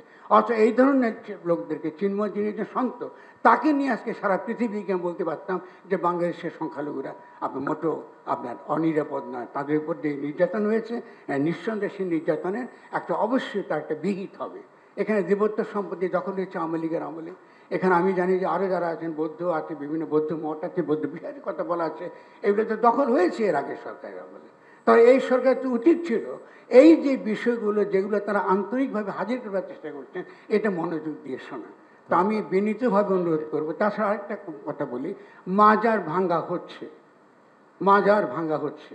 যারা মাজার ভাঙতে, আমি গত কদিন আগে মাজার ভাঙ্গা হয়েছে, একটার পর একটা মাজার ভাঙ্গা হয়েছে, যেটা একদম ইসরায়েলি নীতিতে। ইসরায়েলও কিন্তু যেটা করে দক্ষিণ আপনার ওয়েস্ট ব্যাংকে, যে এখানকার ইসলামের যে ইতিহাস, চারদিক ইতিহাসে পীর মুর্শেদ অলি আউলিয়ারা তারা যে ভূমিকা রেখেছেন, সে ঐতিহ্যকে মুছে ফেলা, ইতিহাসকে মুছে ফেলা, স্মৃতিকে মুছে ফেলা। শাহপরানের মাজারকে ধ্বংস করা হয়েছে, এরপর একটা পর একটা মাজার ধ্বংস করা হচ্ছে, কিন্তু এই সরকারের দিক থেকে আমরা কিন্তু কোনো প্রকার সত্যিকারের শক্ত কোনো অবস্থান দেখি না। যারা মাজার ভেঙেছে, আমি স্বরাষ্ট্র মন্ত্রণালয় থাকলে প্রশ্ন করতাম, তারা যারা ভেঙেছে তাদের বিরুদ্ধে তো কোনো মামলা হয় না, তাদের কাউকে তো গ্রেফতার করা হয় না। তাই এটা তো চলতে পারে না রাষ্ট্রীয়ভাবে। কারণ আজকে আমরা যে জায়গায় এসেছি, আমি এখানে যারা হাজির হয়েছেন, মূলত যারা স্টেক হোল্ডার, যারা মূলত দাবি তুলছেন যে তাদের যে সকল অধিকার রয়েছে, তারা নাগরিক অধিকার আছে, মানবিক অধিকার আছে, সমাবেশ করার অধিকার আছে, অনেক ক্ষেত্রে আমাদের সঙ্গে তাদের একমত নাও। ধন্যবাদ। কিন্তু আলোচনা করবার একটা পরিবেশটা তৈরি করার জন্য আমি শুধুমাত্র বিনীত অনুরোধ জানাবো যে চিন্ময় কৃষ্ণ দাসের বিরুদ্ধে সত্যিকারের কোনো অভিযোগ যদি না থাকে, প্রথম কাজ হচ্ছে তাকে মুক্তি দেওয়া, তাকে জামিন না দেওয়াটা due process of the law এর লঙ্ঘন। আমরা যারা আইনের একটা বুঝি, এইগুলো আমাদেরকে যে রাষ্ট্রের তরফ থেকে যদি এগুলো আমরা আন্তরিকভাবে যে এগুলো হ্যান্ডেল করতে না পারি, আমি মনে করি আমরা অত্যন্ত বিপজ্জনক দিকে খুব দ্রুত দিয়ে চলেছি। আমি অত্যন্ত দুঃখিত, আমি অত্যন্ত আবেগের সঙ্গে কথা বলেছি, এবং যেহেতু আমরা লড়ছি, রাস্তায় রয়েছে, এই জন্য আমার মধ্যে আবেগটা থাকবে, এটা স্বাভাবিক। আমি সবাইকে আবারও ধন্যবাদ জানাচ্ছি আমার পক্ষ থেকে, আপনারা সকলের সরঞ্জাম। সবাইকে অনেক ধন্যবাদ। আমি খুব দুঃখিত, আমার গলাটা ভালো নেই। আমি ডেঙ্গু রোগ থেকে মুক্ত হয়ে আজকে প্রথম বের হলাম, এই জন্য আমার গলাটা ভালো নেই। দয়া করে পরিচয়টা দিয়ে নেবেন। আমি ভিক্ষু সুনন্দ প্রিয়, সাধারণ সম্পাদক বাংলাদেশ বুদ্ধিস্ট ফেডারেশন এবং উপাধ্যক্ষ আন্তর্জাতিক বৌদ্ধ বিহার। আমার এটা মনে হয় দ্বিতীয়বার মাননীয় প্রধান উপদেষ্টার সাথে বৈঠকের সৌভাগ্য হলো উনি দায়িত্ব নেওয়ার পরে। আমি বৌদ্ধ সম্প্রদায়ের পক্ষ থেকে ওনার দীর্ঘায়ু কামনা করছি, সুস্বাস্থ্য কামনা করছি, উনি যাতে দেশের যে দায়িত্ব নিয়েছেন সফলভাবে সমাপ্ত করতে পারেন, এটাই আমার প্রথম। আর দ্বিতীয়ত কথা হচ্ছে, বিশেষ করে আমি রামুর সন্তান, আপনারা জানেন 2012 সালে এক রাতে আমার টেস্টটা বৌদ্ধবিহার জ্বালিয়ে দেওয়া হয়েছিল, অনেক ঘরবাড়ি জ্বালিয়ে দেওয়া হয়েছিল, কিন্তু আমরা বৌদ্ধবিহারগুলো পেয়েছি কিন্তু বিচার পাইনি। অর্থাৎ প্রলেপ দেওয়া হয়েছে, তার ক্ষত কিন্তু শুকায়নি। আমরা এরকম কোনো কিছু কামনা করি না। ছোট ছোট ঘটনা বিভিন্ন জায়গায় ঘটছে, সংখ্যালঘুদের এটা অস্বীকার করার উপায় নেই। যেমন আমাদের পার্বত্য চট্টগ্রামে আমাদের মাননীয় প্রধান উপদেষ্টা দায়িত্ব নেওয়ার পরে খাগড়াছড়িতে এবং রাঙ্গামাটিতে দুবার ঘটনা ঘটেছে, অনেকের ঘরবাড়ি জ্বালিয়ে দেওয়া হয়েছে, দোকানপাট জ্বালিয়ে দেওয়া হয়েছে। এই যে ক্ষত তৈরি হয়েছে এটা কিন্তু এখনো শুকায় নাই। তারা কঠিন চিব দান বর্জন করেছে পার্বত্য বৌদ্ধরা। আমরা এত বলার পরেও তারা করতে পারে না, সাহস করেনি। আপনারা জানেন রাঙ্গামাটি রাজবন বিহারে 3-4 লক্ষ মানুষের সমাবেশ হয় কঠিন চিবোদ্দানে। এবছর তারা উপাসক উপাসিকের কান্না করেছে মানে কঠিন চিবোদ্দান থেকে। তো বিশেষ করে এই ধরনের যাতে কোনো ঘটনা না ঘটে আমি আমাদের মাননীয় প্রধান উপদেষ্টার কাছে অনুরোধ করব। বিশেষ করে আমরা যারা প্লেন বৌদ্ধ প্লেনে আছে, আমরা খুব সুন্দর করে করেছি, আমাদের মধ্যে সমস্যা হয়নি। আমরা প্রশাসনের সহযোগিতা পেয়েছি, আর্মির সহযোগিতা পেয়েছি, আমাদের প্রফেসর ডক্টর সুকুমল বড়ুয়া ছিল, আমরা আর্মি চিফের সাথেও দেখা করেছি, সর্বোচ্চ সহযোগিতা পেয়েছি। তো আমরা আজকে যারা এখানে এসেছি সকল ধর্মের মানুষ, আমরা এদেশে মিলেমিশে থাকব। আমাদের যারা হুজুরের আছে আপনাদের প্রতি একটু বিনীত অনুরোধ, আপনারা যারা ওয়াজ করেন বয়ান করেন একটু শান্তি সম্প্রীতির কথাগুলো একটু বেশি করে বলবেন, কারণ শান্তি সম্প্রীতি ছাড়া কেউ সুখে থাকতে পারবেন না এদেশে। এদেশকে যদি আমরা সুন্দর বিশ্ব দরবারে তুলে ধরতে চাই, এটা শান্তি সম্প্রীতি সংহতি সকল সম্প্রদায়ের মধ্যে এটা প্রীতিবন্ধনটা এটা অটুট দৃঢ় রাখতে হবে। আমরা এমন একজন মানুষ পেয়েছি, উনি বিশ্বের নোবেল জয়ী, এরকম সৌভাগ্য আর আমাদের হবে কিনা জানি না। বিশেষ করে আমরা চট্টগ্রামবাসী, আমরা যারা বৌদ্ধরা আছি আমরা 90% চট্টগ্রামের। আমরা স্বাভাবিকভাবেই ওনার প্রতি আমরা মানে আমাদের একটা আলাদা সফট কর্নার, একজন বিশ্বজয়ী মানুষ আমরা পেয়েছি, শান্তির দূত এদেশে। উনি যতদিন আছেন যাতে আমাদের দেশটা সমুন্নত থাকে এবং ঐক্য সংহতির বিষয়ে কোনো কম্প্রোমাইজ নাই। সোজা কথা, আমরা এদেশে সন্তান, আমরা এদেশে জন্মগ্রহণ করেছি। এদেশের এই যে পতাকা, এখানে যে আমরা লাল সবুজের পতাকা, এই পতাকার মান আমরা রাখবো, আমরা যে সম্প্রদায় হই না কেন। ধন্যবাদ সবাই। আসসালামু আলাইকুম ওয়া রাহমাতুল্লাহি তাআলা ওয়া বারাকাতুহু। নাহমাদুহু ওয়া নুসাল্লি ওয়া নুসাল্লিমু আলা রাসূলিল কারীম। সম্মানিত প্রধান উপদেষ্টাবৃন্দ, বিভিন্ন ধর্মের যারা আজকে জমায়েত হয়েছেন সকলকে আমি আন্তরিকভাবে মোবারকবাদ। পরিচয়টা দিয়ে নেন। আমি মোহাম্মদ জসিমউদ্দিন আল আজহারি, অধ্যক্ষ কাদেরিয়া তৈবিয়া আলিয়া কামিল মাদ্রাসা মোহাম্মদপুর, ঢাকা, যুগ্ম মহাসচিব আহলে সুন্নাত ওয়াল জামাত বাংলাদেশ। আজকের এই অনুষ্ঠানে আমি শরিক হতে পেরে নিজেকে ধন্য মনে করছি। আমাদের কয়েকদিনে বাংলাদেশের যে পরিস্থিতি, সেই পরিস্থিতিকে সামনে সামাল দেওয়ার জন্য আপনি যে আমাদেরকে আহ্বান করেছেন, আমি একজন দেশের নাম প্রস্তাব থাকবে আমার, যা ঘটে না তার চেয়ে রটাই বেশি, সেটা প্রতিকারের জন্য প্রথম মাধ্যম হচ্ছে আমাদের মিডিয়া, সেই মিডিয়া সব সময় আমাদের দেশে, আমরা স্বাধীন দেশে এইভাবে মিডিয়া যখন যেইভাবে সে গুজব রটায়, আমি সে আপনার মাধ্যমে চাই প্রথম গুজবটা বন্ধ হোক, 1 নম্বর। দ্বিতীয় হচ্ছে আমাদের সম্প্রীতির এই দেশ, 12 আউলিয়ার দেশ, 360 আউলিয়ার দেশ, এটা মুসলমান, হিন্দু, বৌদ্ধ, খ্রিস্টান সকলে সম্প্রীতির একটা দেশ। যে দেশ আল্লাহর ওলিরা এই দেশে আদর্শ দিয়ে, মহাব্বত দিয়ে, প্রেম দিয়ে, ভালোবাসা দিয়ে আমাদের মধ্যে একটা সুন্দর সৌহার্দ্যপূর্ণ দেশ আমাদেরকে উপহার করা হয়। আমার মনে হয় অনেকাংশে লাঘব হবে আমাদের এই গুজবটা এবং অন্যায় করাটা। তৃতীয় প্রস্তাব আমার প্রস্তাব যে আমাদের বিশেষ করে আমরা যারা মাদ্রাসা লাইনে বা বিভিন্ন ধর্মের বড় পদে থাকি, আমাদেরও সাধারণ পাবলিকদেরকে ধর্মে কাউকে উৎসাহিত করে না। পৃথিবীর যত ধর্ম আছে প্রত্যেক ধর্মের নীতি হচ্ছে মানব প্রেম, ভালোবাসা। ইরহামু মান ফিল আরদি ইয়ারহামুকুম মান ফিস সামা। আল্লাহর হাবিব বলেছেন, তোমরা জমিনে যারা থাকে তাদেরকে ভালোবাসো, আকাশের ফেরেশতারা তোমাদেরকে ভালোবাসবে। সেই অমীয় বানিয়ে নিয়ে আমরা যদি এগিয়ে যাই, আমার পার্শ্ববর্তী একজন হিন্দু থাকেন, আমি তার উপর আঘাত করব কেন? আমার পার্শ্ববর্তী খ্রিস্টান আছে, তাকে আঘাত করব কেন? সেইভাবে যদি আমরা আলেম ওলামা আমাদের নসিহতে, মসজিদে, আমরা আমাদের মন্দিরে আমরা মানুষকে যদি বুঝাই, আশা রাখি আমাদের এইভাবে ছোট ঘটনাকে কেন্দ্র করে বড় থেকে একটা দেশে আমাদের বিরুদ্ধে প্রভাকাণ্ডা ছড়াবে, এটা হতে পারে না। আমি আশ্বস্ত করছি আপনাকে, আমরা যারা আহলে সুন্নাত ওয়াল জামাত, আমরা আপনার ডাকে যে কোনো সময় সাড়া দেব। দেশ রক্ষার্থে, দেশের শান্তি এবং সম্প্রীতি রক্ষার্থে যা যা করণীয় আপনাদের মাধ্যমে যদি আমাদেরকে অনুরোধ বলেন, আমরা আপনার পাশে থাকবো। ধন্যবাদ। এই প্রত্যাশা রেখে শেষ করছি। আমার নাম ফিলিপ গাইন। আর ফিলিপ, খুব সংক্ষেপে, এই জন্য যে আমাদের এই 30 মিনিটের মধ্যে শেষ করতে হবে সভা, কারণ এরপরে আরেকটা প্রোগ্রাম আছে। খুব সংক্ষেপেই বলবো, সেটা হচ্ছে আমি কোনো আপনার ধর্মীয় নেতা নই বা কোনো রাজনৈতিক নেতা নই। আমি একজন মাঠকর্মী, গবেষণা কাজ করি, পার্ট টাইম শিক্ষকতাও করি, বিশ্ববিদ্যালয়ে কমিউনিকেশনসের শিক্ষকতা করি। তো আমি 2:30টার সময় ফোন পেয়েছি, এখানে 3:30টার মধ্যে উপস্থিত হয়েছি একটা বিষয় বলার জন্য, যে আমি মূলত পরিবেশ নিয়ে কাজ করি, গবেষণা করি এবং মানবাধিকার নিয়েও কাজ করি। সেখানে বিশেষ করে আমরা একটা সেন্টার করেছি গত 30 বছর ধরে কাজ করতে করতে প্রান্তিক মানুষদের নিয়ে। তো যখন আমন্ত্রণ পেলাম তখন ভাবলাম যে হয়তো 2-1টা কথা বলতে পারবো। আমরা 30 নভেম্বর একটা বড় ধরনের অনুষ্ঠান করেছি, সারাদিনব্যাপী কর্মশালা। সেখানে প্রফেসর রেহমান সোবহান উপস্থিত ছিলেন এবং উনি শুনলেন, ওনার সাথে বেশ কয়েকদিন ধরে আলাপ হচ্ছে।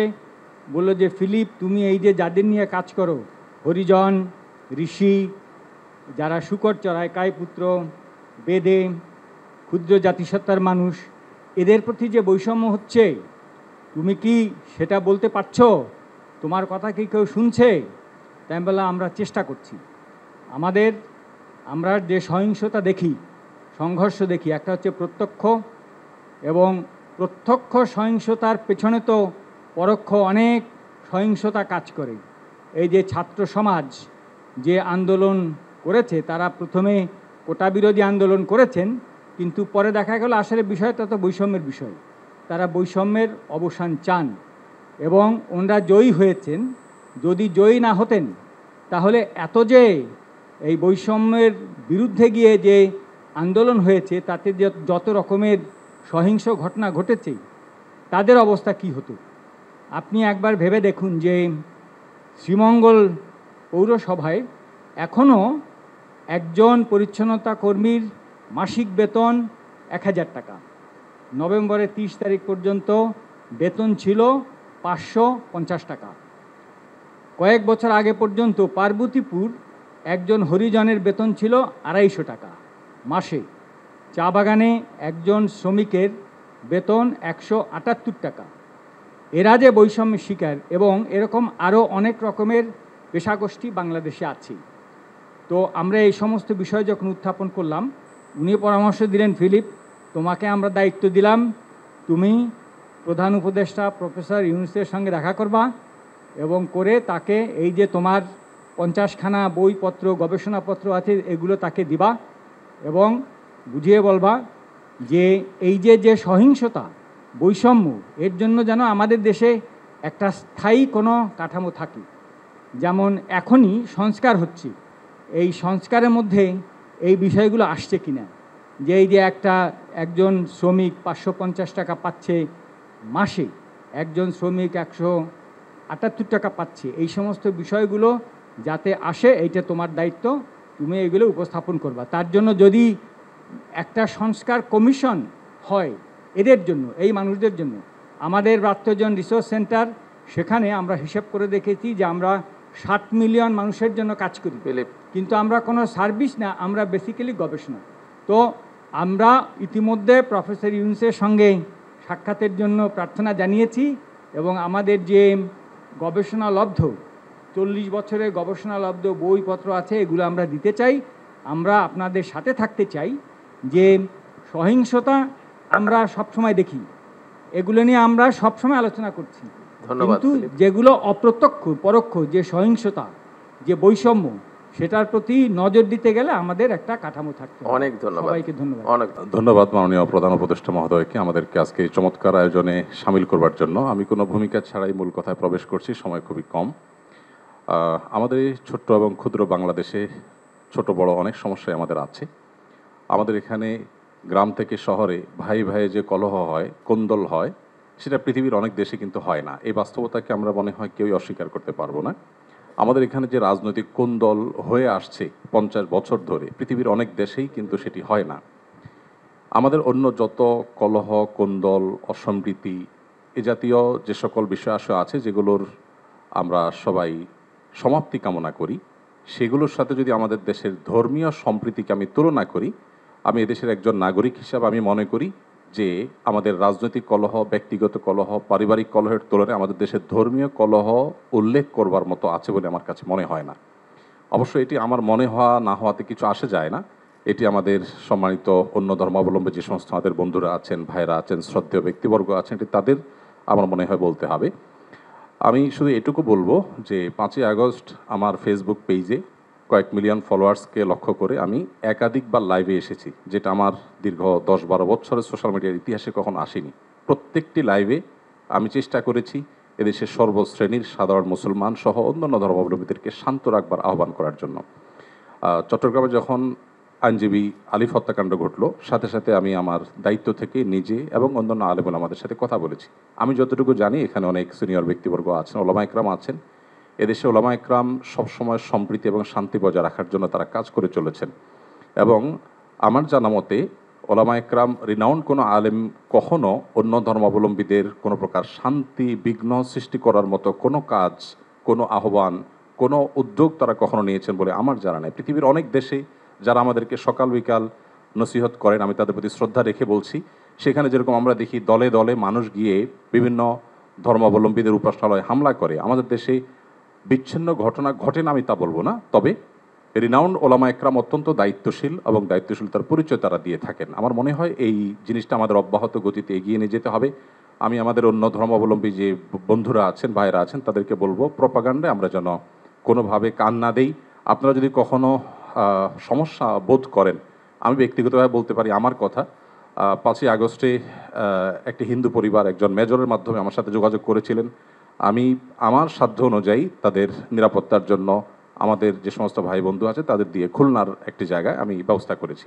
আমার মনে হয় বাংলাদেশের যত বড় মাদ্রাসা আছে এখানে সব নেতৃত্বশীল ওলামা ইকরাম আছেন।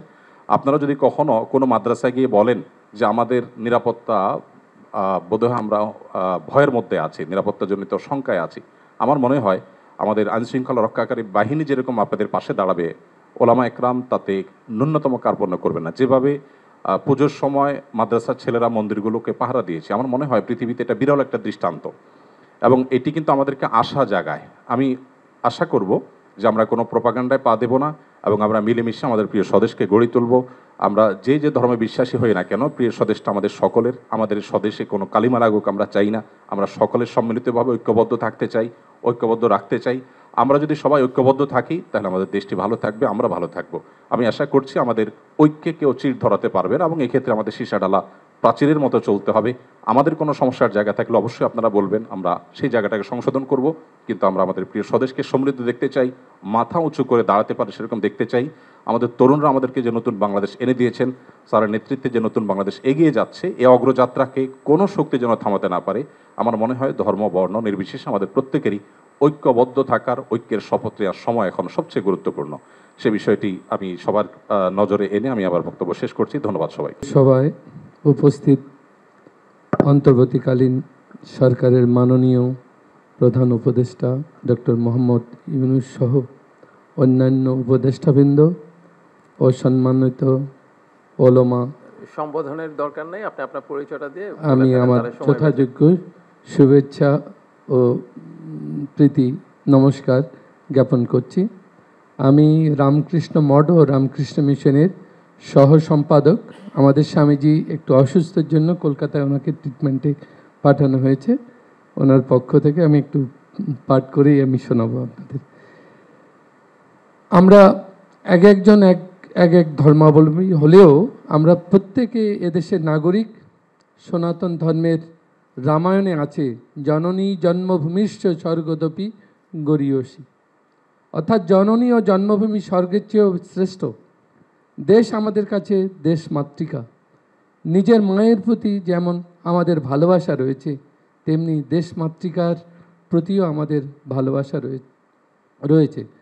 আমরা মনে করি মাতৃভূমি বা নিজ দেশের প্রতি প্রত্যেক নাগরিকের সেই ভালোবাসা থাকা অবশ্যই উচিত। সে সাথে এ ভালোবাসাকে হৃদয়ে লালন করে মানবিক মূল্যবোধ ও সম্প্রীতির ভাব বজায় রেখে দেশ ও জাতির শান্তি ও উন্নয়নে যথাসাধ্য নিয়োজিত হওয়া প্রত্যেক নাগরিকের পবিত্র দায়িত্ব ও কর্তব্য বলে আমরা মনে করি। রামকৃষ্ণ মঠ ও রামকৃষ্ণ মিশন মানবিক মূল্যবোধ ও সম্প্রীতির আদর্শ শুধু লালনই করে না, কাজেও সে আদর্শ বাস্তবায়ন করার চেষ্টা করে।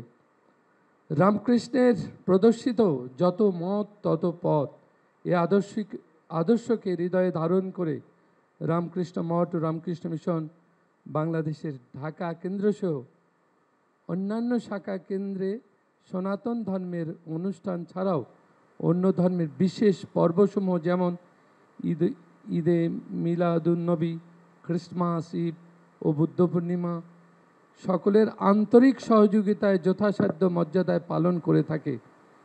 সারা বিশ্বে মানুষ রামকৃষ্ণ মঠ ও রামকৃষ্ণ মিশনের এ উদার ও সম্প্রীতির ভাবাদর্শ ও এর প্রায়োগিক বিষয়টি বিশেষভাবে প্রত্যক্ষ অনুধাবন করে থাকেন। রামকৃষ্ণ মঠ ও রামকৃষ্ণ মিশনের সম্প্রীতির ও ভাবাদর্শ ও তদনুরূপ কাজ বিশ্বের চিন্তাশীল ব্যক্তিসহ সাধারণ মানুষের কাছে বিশেষভাবে সমাদৃত।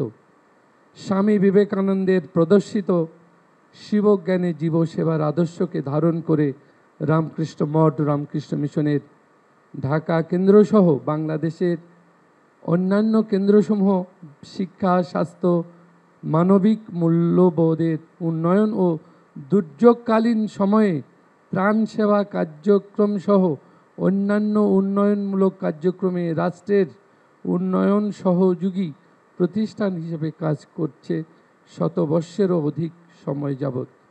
উল্লেখ্য, এ কার্যকর্মসমূহ পরিচালিত হয় জাতি ধর্ম নির্বিশেষে সকলের জন্য। সম্প্রতি অনুষ্ঠিত শ্রী শ্রী দুর্গাপূজায় দেশের অন্তর্বর্তীকালীন সরকার, সেনাবাহিনী সহ আইন শৃঙ্খলা রক্ষাকারী বাহিনীর সর্বাত্মক সহযোগিতা আমরা কৃতজ্ঞ চিত্তে স্মরণ করি। আমরা মনে করি মানুষের অন্তরের ভাবই তাকে তদনুরূপ কাজে প্রেরিত করে। আমরা যদি অন্তরে সম্প্রীতির ভাব লালন করি, আমাদের কাজেও তারই প্রতিফলন হবে। সম্প্রীতির ভাবকে সকলের মধ্যে ছড়িয়ে দেওয়ার জন্য স্বামী বিবেকানন্দ আমাদের এক যুগোপযোগী আদর্শ দিয়ে গেছেন 1893 সালের চিকাগো ধর্ম সম্মেলনে। সেটি হচ্ছে বিবাদ নয় সহায়তা, বিনাশ নয় পরস্পরের ভাব গ্রহণ, মতবিরোধ নয় সমন্বয় ও শান্তি, আমরা যদি সহানুভূতির সাথে পরস্পরের সমস্যাসমূহ পর্যালোচনা ও বিবেচনা করি এবং সমন্বয় ও সহায়তার দৃষ্টিভঙ্গি দিয়ে সমস্যা সমাধানের চেষ্টা করি, তবে যে কোনো সংকট মোকাবেলা সহজতর হয়। এতে শান্তি বজায় থাকে।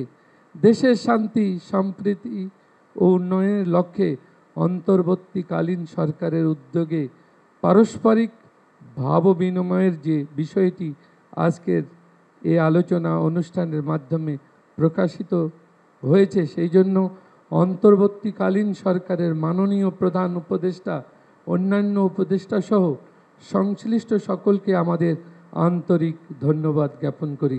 ধন্যবাদ। যুগ যুগ ধরে দেশের অসাম্প্রদায়িক যে ঐতিহ্যের ধারাবাহিকতা বজায় থাকুক, দেশের শান্তি ও উন্নয়ন ত্বরান্বিত হোক, এ আমাদের প্রত্যাশা। সকলকে নমস্কার, ধন্যবাদ। আসসালামু আলাইকুম। সংক্ষেপে 2 মিনিট 3 মিনিট, এখন প্রায় শেষের দিকে চলে আসছে তো। আলহামদুলিল্লাহ ওয়াহদা ওয়াসসালাতু ওয়াসসালামু আলা মান লা নাবিয়্যা বা'দা। আমি আব্দুল্লাহ বিন আব্দুর রাজ্জাক। প্রায় 3 কোটি 3.5 কোটি যে জনগণ আছে তাদেরই একজন প্রতিনিধি বলতে পারেন। তো এই মোটামুটি সংক্ষিপ্ত পরিচয়। আমার কথা হচ্ছে, আজকে যে বিষয়টি নিয়ে এখানে আমরা আলোচনায় বসেছি, এটির যদি আমরা মূলে হাত না দিই, আসল জায়গায় যদি হাত না দিই, তাহলে এটিকে সমাধান করা সম্ভব নয়।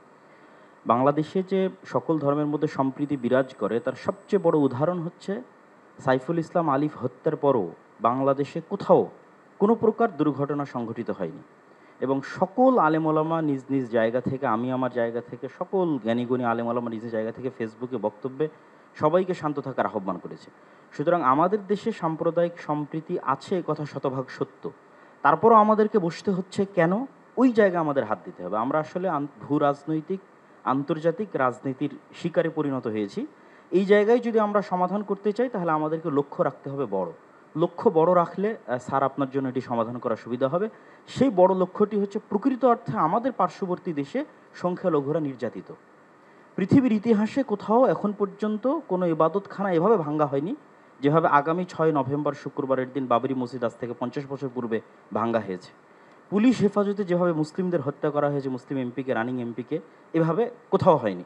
এরকম আরও অসংখ্য ঘটনা আছে যেটা আমাদের পার্শ্ববর্তী দেশে প্রকৃত অর্থে সংখ্যালঘুরা নির্যাতিত। আমাদের দায়িত্ব মানুষ হিসেবে এবং তাদের পার্শ্ববর্তী দেশ হিসেবে, এবং 47-এ আমরা যে ওয়াদা দিয়ে এই দেশটাকে স্বাধীন করেছিলাম, সেই ওয়াদা রক্ষার্থে আমাদের দায়িত্ব হচ্ছে আমাদের পার্শ্ববর্তী দেশের সংখ্যালঘু নির্যাতনের প্রতিবাদে আমাদেরকে আওয়াজ ওঠানো। আমাদের দেশে কোনো সংখ্যালঘু নির্যাতন নাই, কিন্তু আমাদেরকে আওয়াজ উঠাতে হবে আমাদের পার্শ্ববর্তী দেশে যে সংখ্যালঘু নির্যাতন হচ্ছে সেটি নিয়ে।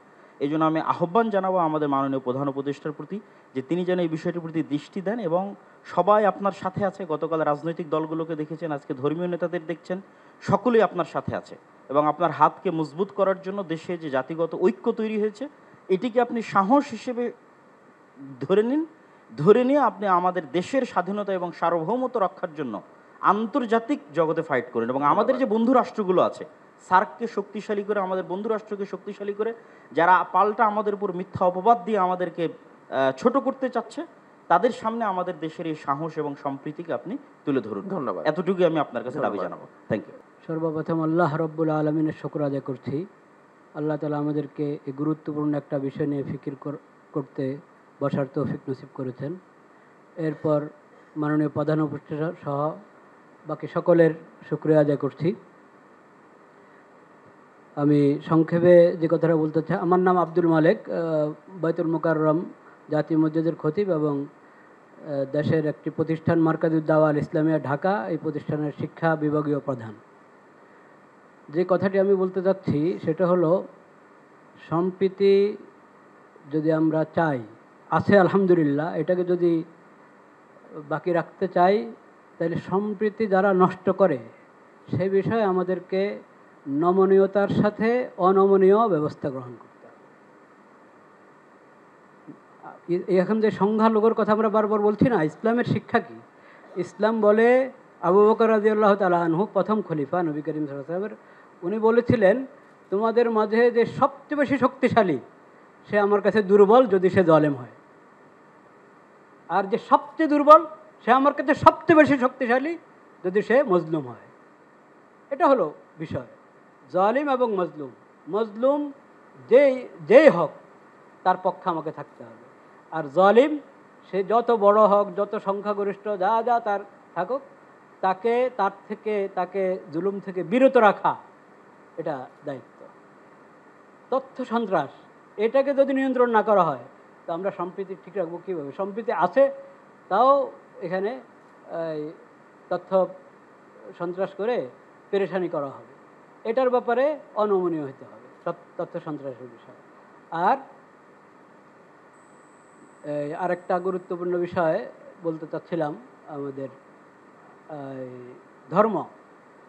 ধর্ম সম্প্রীতির কথা যেটা আছে, ধর্মকে গুলিয়ে ফেলা এটা কিন্তু ধর্ম সম্প্রীতি না।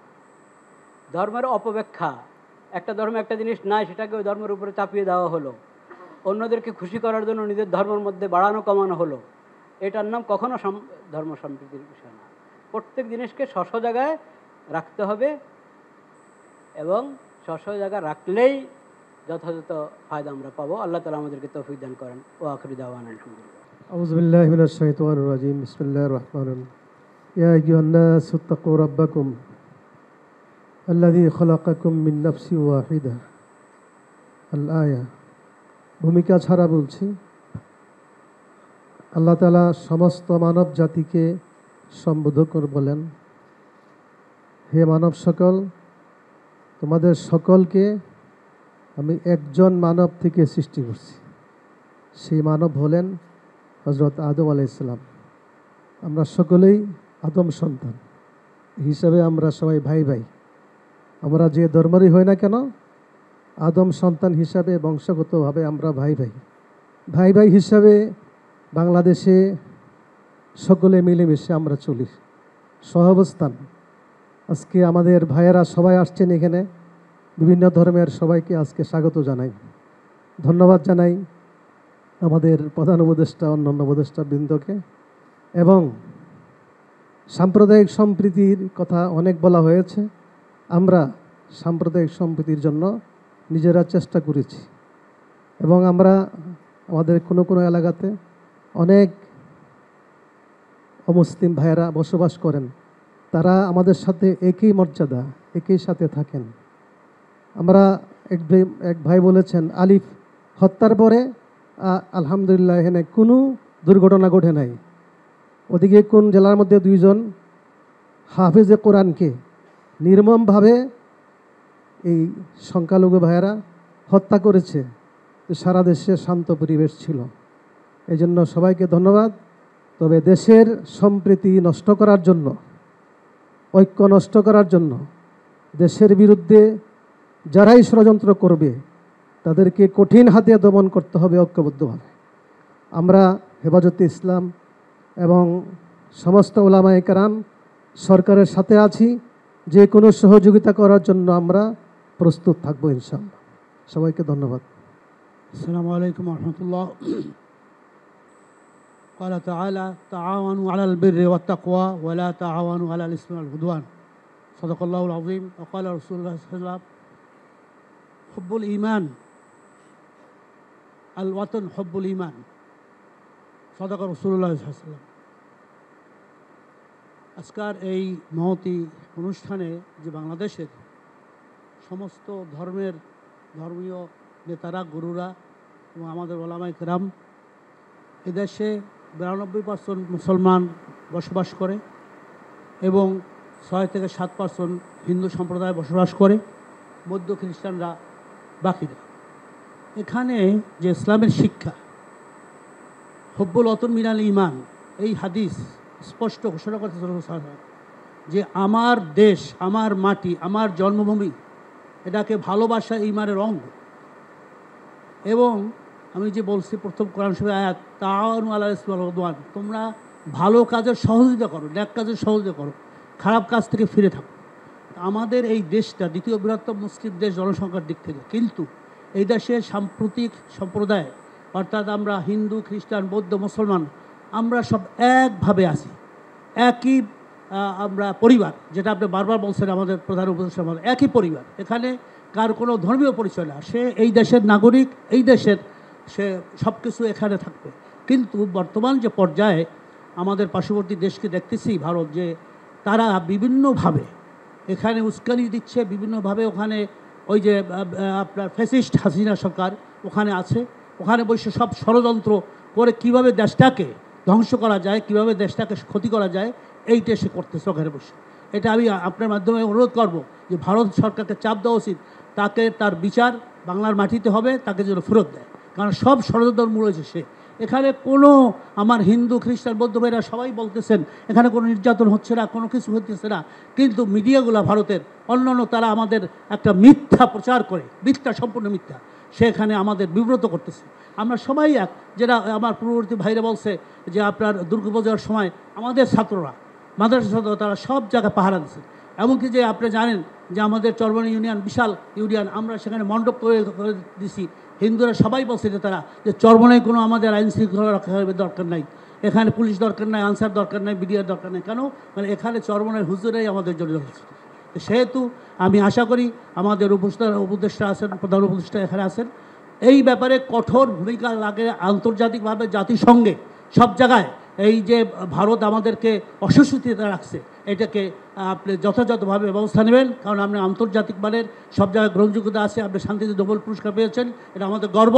আপনিই পারবেন ইনশাল্লাহ, আপনার নেতৃত্বে এদেশে শান্তি, সুখ এবং আগামী দিন যাতে এই দেশে আমরা সবাই একসাথে মিলে একই মায়ের ছায়ার তলায় একই মাটিতে বাংলাদেশ থাকতে পারে। সমস্ত নিবেদন থেকে আল্লাহ আমাদের হেফাজত করুন। আসসালামু আলাইকুম। সংক্ষেপে বলছি, মাননীয় প্রধান উপদেষ্টা, আপনাকে আমরা ধন্যবাদ, কৃতজ্ঞতা জানাচ্ছি। আমার নাম স্বপন বড়ুয়া চৌধুরী, আমি শতাব্দী প্রাচীন বাংলাদেশ বৌদ্ধ সমিতির ঢাকা অঞ্চলের সাধারণ সম্পাদক। সময় সংকীর্ণ, শুধু এইটুকু বলছি আপনাদের সবাইকে, আমরা যারা বৌদ্ধরা আছি, বিশেষ করে সমতলে চট্টগ্রাম, কুমিল্লা, কক্সবাজার, রামুসহ এখন যারা আছি, আমরা খুব ভালো আছি। আমাদের সাথে কারো কোনো সংঘাত হয় না, কেউ আমাদের কোনো অমঙ্গলের চিন্তা করে না। আমরা সব সময় চাই যে আমাদের দ্বারা যেন কারো কোনো ক্ষতিও না হয়। নিজে যদি আমি ঠিক থাকি, কাজেই অন্য একটা কিছু কাউ আমাকে আঘাত করবে, সেরকম আমরা অন্তপক্ষে সমতলের বৌদ্ধরা সেদের চিন্তা করি না। তো আমরা খুব ভালো আছি এবং এভাবেই যেন সামনে থাকতে পারি, সেটাই আমরা কামনা করছি। ধন্যবাদ। অনেক ধন্যবাদ। আমি খালি পরিচয় দিব। আমার নাম জনসন উমরি, গারো কামাল পুরোহিত। আমরা অনেক কথাই বলেছি, সবাই বলেছি, আর সমস্যাগুলো আমরা জানি। সবাই যে কথাগুলো বললো, কিন্তু একটা কথা কেউ বলে নাই, আমি এটা বলতে চাই। আমরা আজকে এখানে যারা উপস্থিত হয়েছি, আমরা নিজ নিজ ধর্মে, নিজ নিজ মন্দিরে, মসজিদে গিয়ে আমরা আমাদের সৃষ্টিকর্তার কাছে প্রার্থনা করব। যারা এই কাজ করে তারা যেন মন ফিরায়, যেন তারা আমাদের মতো ভালো হতে পারে, এবং আমাদের এই অন্তর্বর্তী সরকারকে যেন সৃষ্টিকর্তা সাহায্য দান করেন, যেন সুন্দরভাবে তারা যেন রাষ্ট্র পরিচালনা করতে পারে। সবাইকে ধন্যবাদ। আলহামদুলিল্লাহ ওয়াকাফা ওয়া সালামুন আলা ইবাদিহিল্লাযীনা ইসতাফা মা বা'দ। আলহামদুলিল্লাহ, প্রধান উপদেষ্টা, অন্যান্য উপদেষ্টা এবং উপস্থিত সকলকে আন্তরিক মোবারকবাদ। আমি খুব লম্বা কথা বলবো না, দুই তিনটা কথা।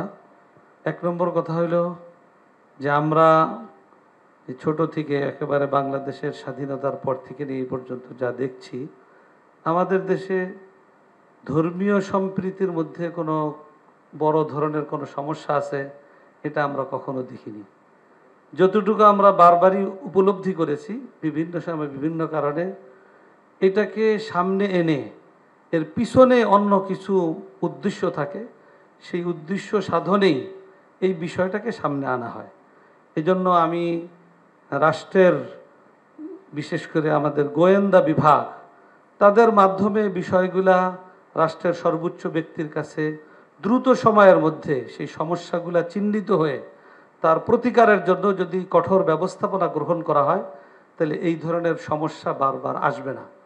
দ্বিতীয় বিষয়, ওই কর্নার থেকে মৌলানা সাহেব যে কথাটা বলেছেন যে আমাদের পার্শ্ববর্তী রাষ্ট্রে আমাদের সংখ্যালঘু মুসলমান ভাই বোনদের উপরে অব্যাহতভাবে যে ধরনের অত্যাচার, অবিচার, জুলুম চলছে, এই ব্যাপারে আমরা একজন নাগরিক হিসেবে, মানুষ হিসাবে তাদের জন্য যেভাবে সোচ্চার হওয়া দরকার, আমাদের এই ক্ষেত্রে দুর্বলতা আছে। যখন মানুষ নিজ দায়িত্বের ব্যাপারে অসচেতন হয় তখন অন্যরা তার উপরে চেপে বসে। এজন্য আমি এই বিষয়টার প্রতিও বিশেষভাবে দৃষ্টি আকর্ষণ করব। সেই সাথে বর্তমান সারা দুনিয়াতে মিডিয়া তথ্য এর মধ্য দিয়ে মানুষকে অনেক প্রভাবিত করে। অতএব বিভিন্ন মিডিয়ায় যে নেতিবাচক বিভিন্ন সংবাদ আসছে, রাষ্ট্রীয়ভাবে যদি যথাযথ গুরুত্বের সাথে এই বিষয়টার প্রতি নজর দেওয়া হয়, আমাদের জাতীয় মিডিয়া এবং আন্তর্জাতিক মিডিয়ার সামনে আমাদের দেশের বাস্তব চিত্র যদি যথাযথভাবে তুলে ধরার চেষ্টা করা হয়, তাহলে ইনশাআল্লাহ এটা অনেকটা আমরা কাটিয়ে উঠতে পারবো। আর সর্বোপরি দেশের জন্য, দেশের স্বাধীনতা সার্বভৌমত্ব রক্ষায় এবং দেশের মধ্যে যে সাম্প্রদায়িক সম্প্রীতি বাস্তবে আছে, এটা যেন কোনো ষড়যন্ত্রের মাধ্যমে বিনষ্ট না হতে পারে, এটার জন্য আমরা ঐক্যবদ্ধ ছিলাম, ইনশাআল্লাহ ঐক্যবদ্ধ আছি, ঐক্যবদ্ধ থাকবো। সরকারের যে কোনো এই জাতীয় পদক্ষেপে এদেশের সকল মানুষ ইনশাআল্লাহ ঐক্যবদ্ধ থাকবে। সকলকে ধন্যবাদ। ছোট্ট একটা ঘটনা বলবো, আমি আসলে বক্তৃতা করব না। 5ই আগস্টের পরে আমাদের ছাত্র শিক্ষকরা অমুসলিমদের উপাসনালয়গুলো পাহারা দিচ্ছিল। ঢাকেশ্বরী মন্দির লালবাগের ঠিক পাশে, এটা একটা ওদের কেন্দ্রীয় মন্দিরের মতো। তো একদিন সেখানে ভিজিটে গেলাম যে ছেলেরা ঠিক মতো দায়িত্ব পালন করতেছে কিনা। ভেতরে গিয়ে দেখি হিন্দু সম্প্রদায়ের লোকদের মধ্যে দুটা গ্রুপ তৈরি হয়ে মন্দিরের দুই পাশে যুদ্ধ করবে এই অবস্থায় আছে। সঙ্গে সঙ্গে ছেলেদের বললাম তোরা বাইরে থেকে পাহারা দাও। একটু পরে ওরা দুই গ্রুপ মিলে ভেতরে মারামারি করবে আর বলবে যে এই হুজুরের বাইরে থেকে সে মারামারি করেছে। সঙ্গে সঙ্গে ওই অঞ্চলে আমাদের সেনাবাহিনীর যে দায়িত্বশীল ব্যক্তি ছিলেন তাকে বলবো আপনি আসেন, এখানে তো ভয়াবহ পরিস্থিতি। বাংলাদেশ সাম্প্রদায়িক সম্প্রীতির দেশ, ইসলাম সাম্প্রদায়িক সম্প্রীতির কথা বলে। এদেশে সাম্প্রদায়িক ঝামেলা কেন থাকবে? থাকতেই পারে না। ওনারাও বলছেন এ কথা। প্রতিদিন বাংলাদেশের 3টা 4টা এক একজন আলেম এখানে 10-20 হাজার লোকের সামনে বক্তৃতা করে। যেখানেই যাচ্ছি সংখ্যালঘু অমুসলিম ভাইদের সঙ্গে বসছি, কেউ অভিযোগ করছে না। মূলত পাবলিক টয়লেট থেকে পার্লামেন্ট পর্যন্ত সর্বত্র ফেসিবাদ প্রতিষ্ঠা করেছে পলাতক সরকার। আজকে ঝামেলাগুলো হচ্ছে সব জায়গায় ফেসিবাদ প্রতিষ্ঠা হয়েছে এবং সেই জায়গা থেকেই ফেসিবাদ প্রতিরোধ করবার লোকজন তৈরি হয়ে গেছে। এই গণ্ডগোলগুলো ধর্মের কারণে নয়, ধর্মের কারণে হতেই পারে না। তারপরেও আমি বলবো আমরা সরকারকে সহযোগিতা করছি। অমুসলিম নেতৃত্ব যারা আসছেন আপনারা বলবেন, আমরা সরকারের পাশাপাশি বাংলাদেশের যেখানেই আপনারা নিরাপত্তাহীনতায় ভুগবেন আমরা আপনাদের পাশে দাঁড়াবো। শ্রদ্ধেয় উপস্থিত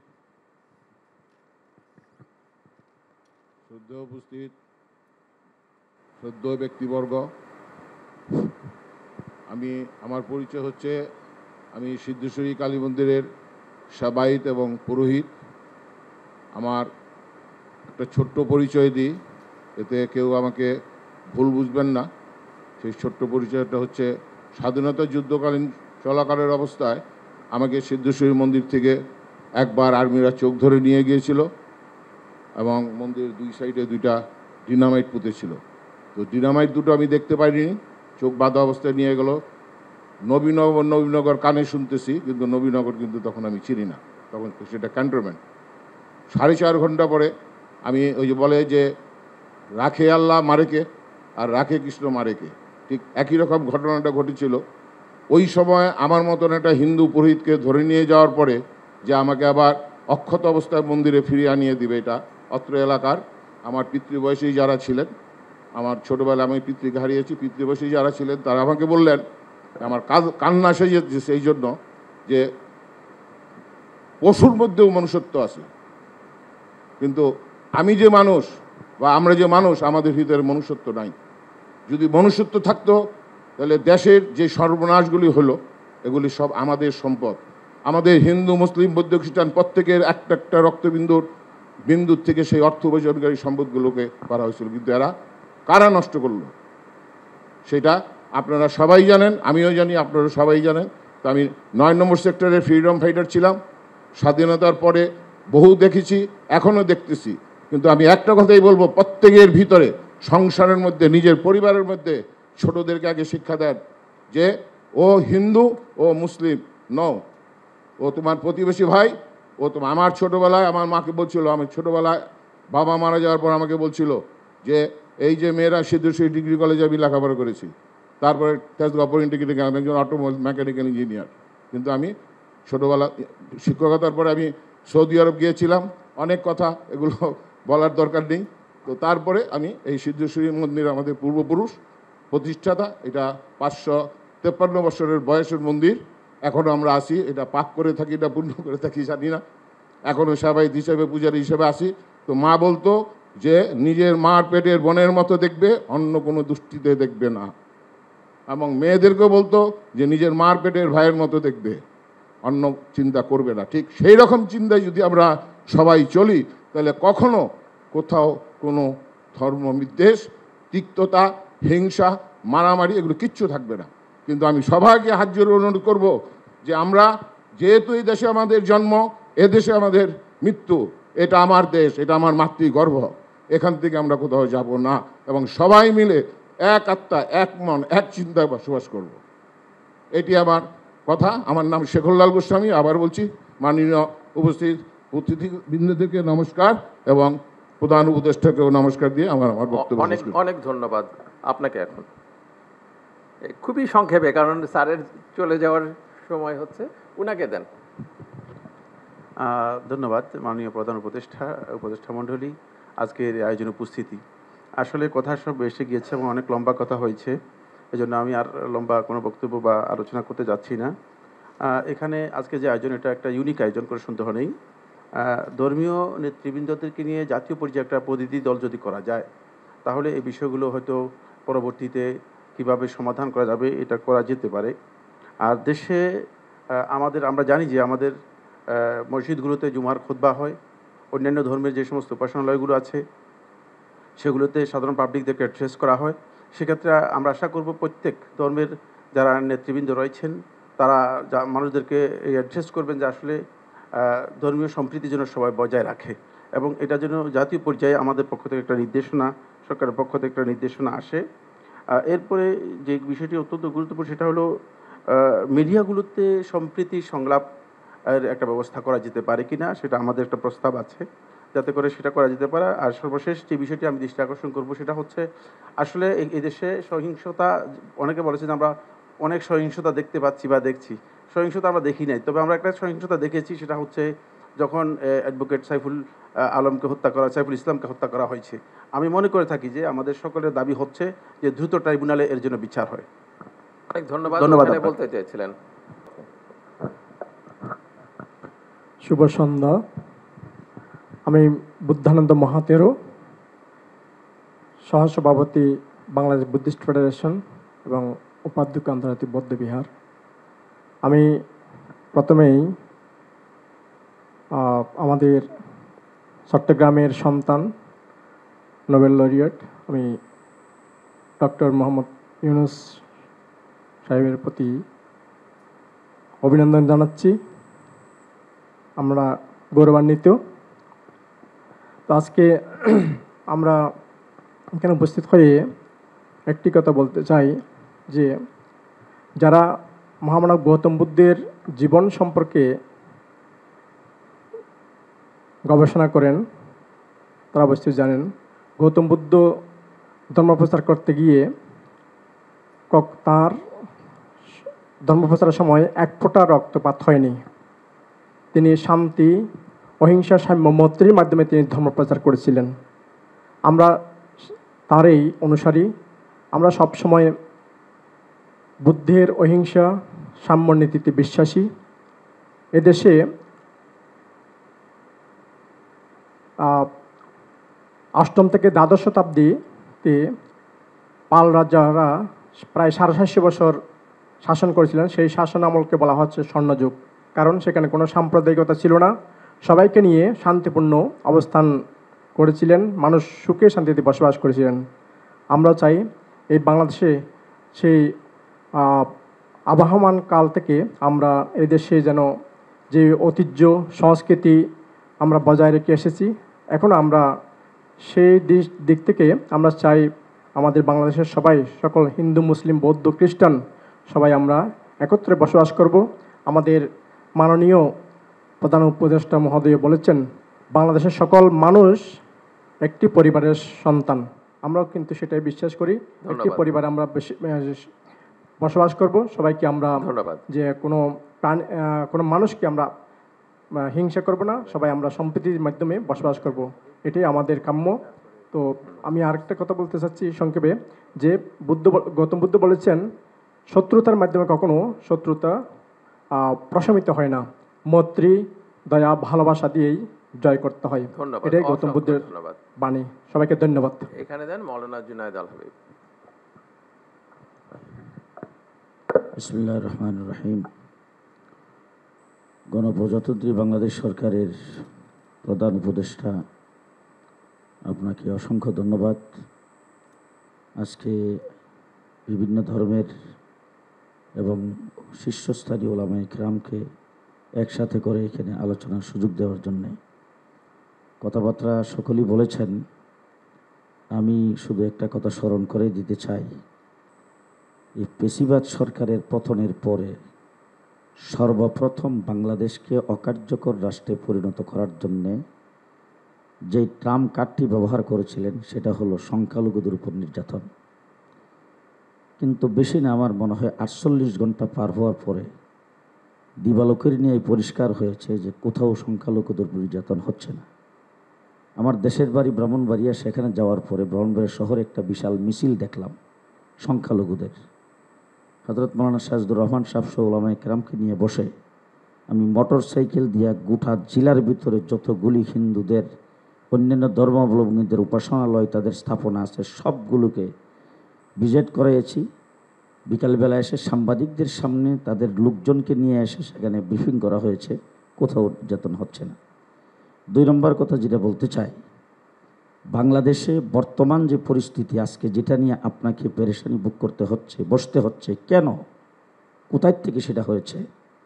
একজন ব্যক্তি বাংলাদেশের পতাকাকে অবমাননা করেছেন, তার বিরুদ্ধে মামলা হয়েছে, তাকে গ্রেফতার করা হয়েছে। এরপরে দিবালুকে আদালত পাড়ায় একজন আইনজীবীকে জবাই করে হত্যা করেছেন। এরপর থেকেই বাংলাদেশের এই পরিস্থিতির সৃষ্টি হয়েছে।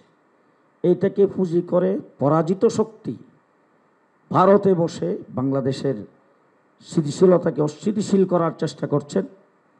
বাংলাদেশের কিছু মিডিয়া যারা ওই পেশিবাদকে সবসময় সমর্থন করেছেন, সেই মিডিয়াগুলোতে এখনও তারা কাজে বহাল, তারাই বাংলাদেশের এই গোলাপানিতে মাছ শিকার করার চেষ্টা করছেন। সর্বশেষ আমি উপদেষ্টা মণ্ডলী এবং প্রধান উপদেষ্টাকে বলবো, বাংলাদেশে পেশিবাদ সরকার ক্ষমতায় ছিল, তারও একটা বিরোধী দল ছিল। যখনই যে সরকার ক্ষমতায় আসে তার একটা বিরোধী দল থাকে, কিন্তু আপনার কোনো বিরোধী দল নাই। অল বাংলাদেশের সমস্ত জনগণ, সকল শ্রেণীর জনগণ মিলে আন্দোলন সংগ্রামের পরে আপনাকে সেই বিপ্লব করে সেই দায়িত্ব দিয়েছেন আপনাদেরকে। আপনারা শক্ত হন, কঠোর হন। রাষ্ট্রদ্রোহিতার কার্যক্রম কেউ করবে, রাষ্ট্রের অবমাননা কেউ করবে, কঠোর হস্তে দমন করা হবে। সাম্প্রদায়িক সম্প্রীতি নষ্ট করবে, কঠোরভাবে দমন করা হবে। পেশিবাদের পক্ষে কেউ দালালি করতে চাবে, কঠোরভাবে দমন করতে হবে। সর্বশেষ বাংলাদেশ থেকে ভারতে যে মুসলমানদের উপর নির্যাতন হচ্ছে, ভারতে মুসলমানদের মসজিদের মধ্যে আক্রমণ করা হচ্ছে, এই ব্যাপারে আমরা সকলে মিলে প্রতিবাদ করব। অন্তর্বর্তীকালীন সরকার ধন্যবাদ। ওনার কাছে মাইক্রোফোনটা দেন, ওনার কাছে দেন মাইক্রোফোনটা।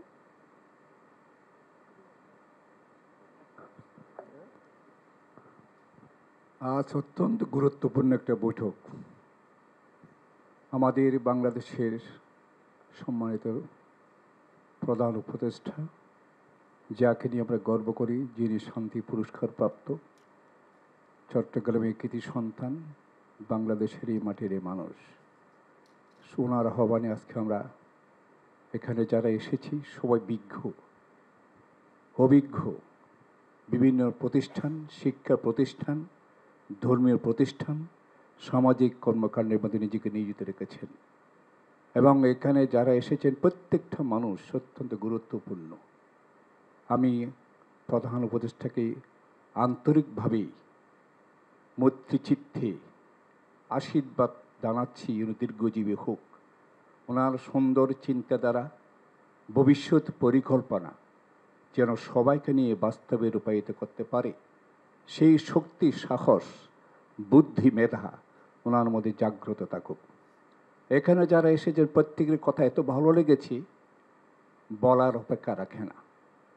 এই কথাগুলো যদি আমি আপনি মানবীয় জীবনে যদি প্রতিফলন ঘটাতে পারি, এই দেশ হবে সোনার বাংলা, এই দেশের মানুষ হবে সত্যবাদিতা, এই দেশের মানুষ হবে ন্যায় পরায়ণ আদর্শের ভূমিকা রেখে এই দেশকে চিরসুন্দর জাগ্রত রাখবে, পৃথিবীর মধ্যে প্রকাশ করবে, পরিচয় লাভ করবে বাংলাদেশ একটা ভালো মানুষের আবির্ভাব। অনেক ধন্যবাদ। যাহা ঘটে তাহা রটে। সব কিছু সত্য বলবো না, আবার সব কিছু মিথ্যা বলবো না। আমি সবাইকে আহ্বান জানাবো, আমরা যারা ধর্মগুরু আছি বৌদ্ধরা, আমাদের কাছে যারা আসেন আমরা তাদেরকে বলি, বড়দেরকে শ্রদ্ধা করো, সম্মান করো, নীতি আদর্শ নিয়ে চলো, ছোটদের প্রতি স্নেহ ভালোবাসা প্রদর্শন করো। মাকে মা হিসাবে, মাসি হিসেবে, দাদু হিসেবে জানো, দেখবে তুমি একদিন বড় হবে, তুমিও সম্মান, শ্রদ্ধা, স্নেহ ভালোবাসা পাবে। এই নয় আমি বড় আপনি ছোট, কাকে ছোট করে দেখার কোনো অবকাশ নেই। সেই ছোট ছেলে একদিন বড় হবে, রাষ্ট্রনায়ক হবে, সমাজপতি হবে, একজন বিদ্বান হয়ে বাংলাদেশের গৌরব বর্ধিত হবে। সুতরাং সবাইকে আহ্বান জানাবো, যারা ধর্মগুরু আছেন, আমরা যারা আছি, আপনাদের কথা যেভাবে শুনবে আমাদের কথা শুনবে, সবসময় এইভাবে বলবেন, তুমিও মানুষ, আমিও মানুষ, তোমার রক্ত লাল, আমার রক্ত লাল, আমার মধ্যে ব্যতিক্রম নাই, কিন্তু আচরণগত যেন খারাপ কিছু পরিলক্ষিত না হয়। আপনাদের দ্বারা ধর্মগুরুদের অনেক কিছু হবে, এই কথাটা সত্য। এটা যদি মাথায় রাখি তাহলে উনি যে আজকে আমাদেরকে প্রধান প্রদর্শক, যেই উপদেষ্টা, যেভাবে আহ্বান জানিয়েছেন, সেই ওনার মানে চিন্তা চেতনা, আগমন অর্থাৎ আলোচনা সার্থক হবে। আমার নাম হচ্ছে ধর্মমিত্র মাহাতেরো, বিহারাধ্যক্ষ, সচিব, chief about international Buddhist monastery, Merul Badda, Dhaka. ধন্যবাদ, ধন্যবাদ, অসংখ্য ধন্যবাদ। এখন আন্দরকিল্লা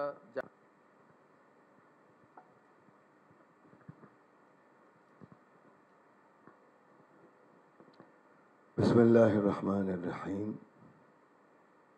আলহামদুলিল্লাহি রাব্বিল আলামিন ওয়াল আকিবাতু লিল মুত্তাকিন ওয়াস সালাতু ওয়াস সালামু আলা রাসূলিহিল আমিন ওয়া আলা আলিহি ওয়া আসহাবিহি আজমাইন।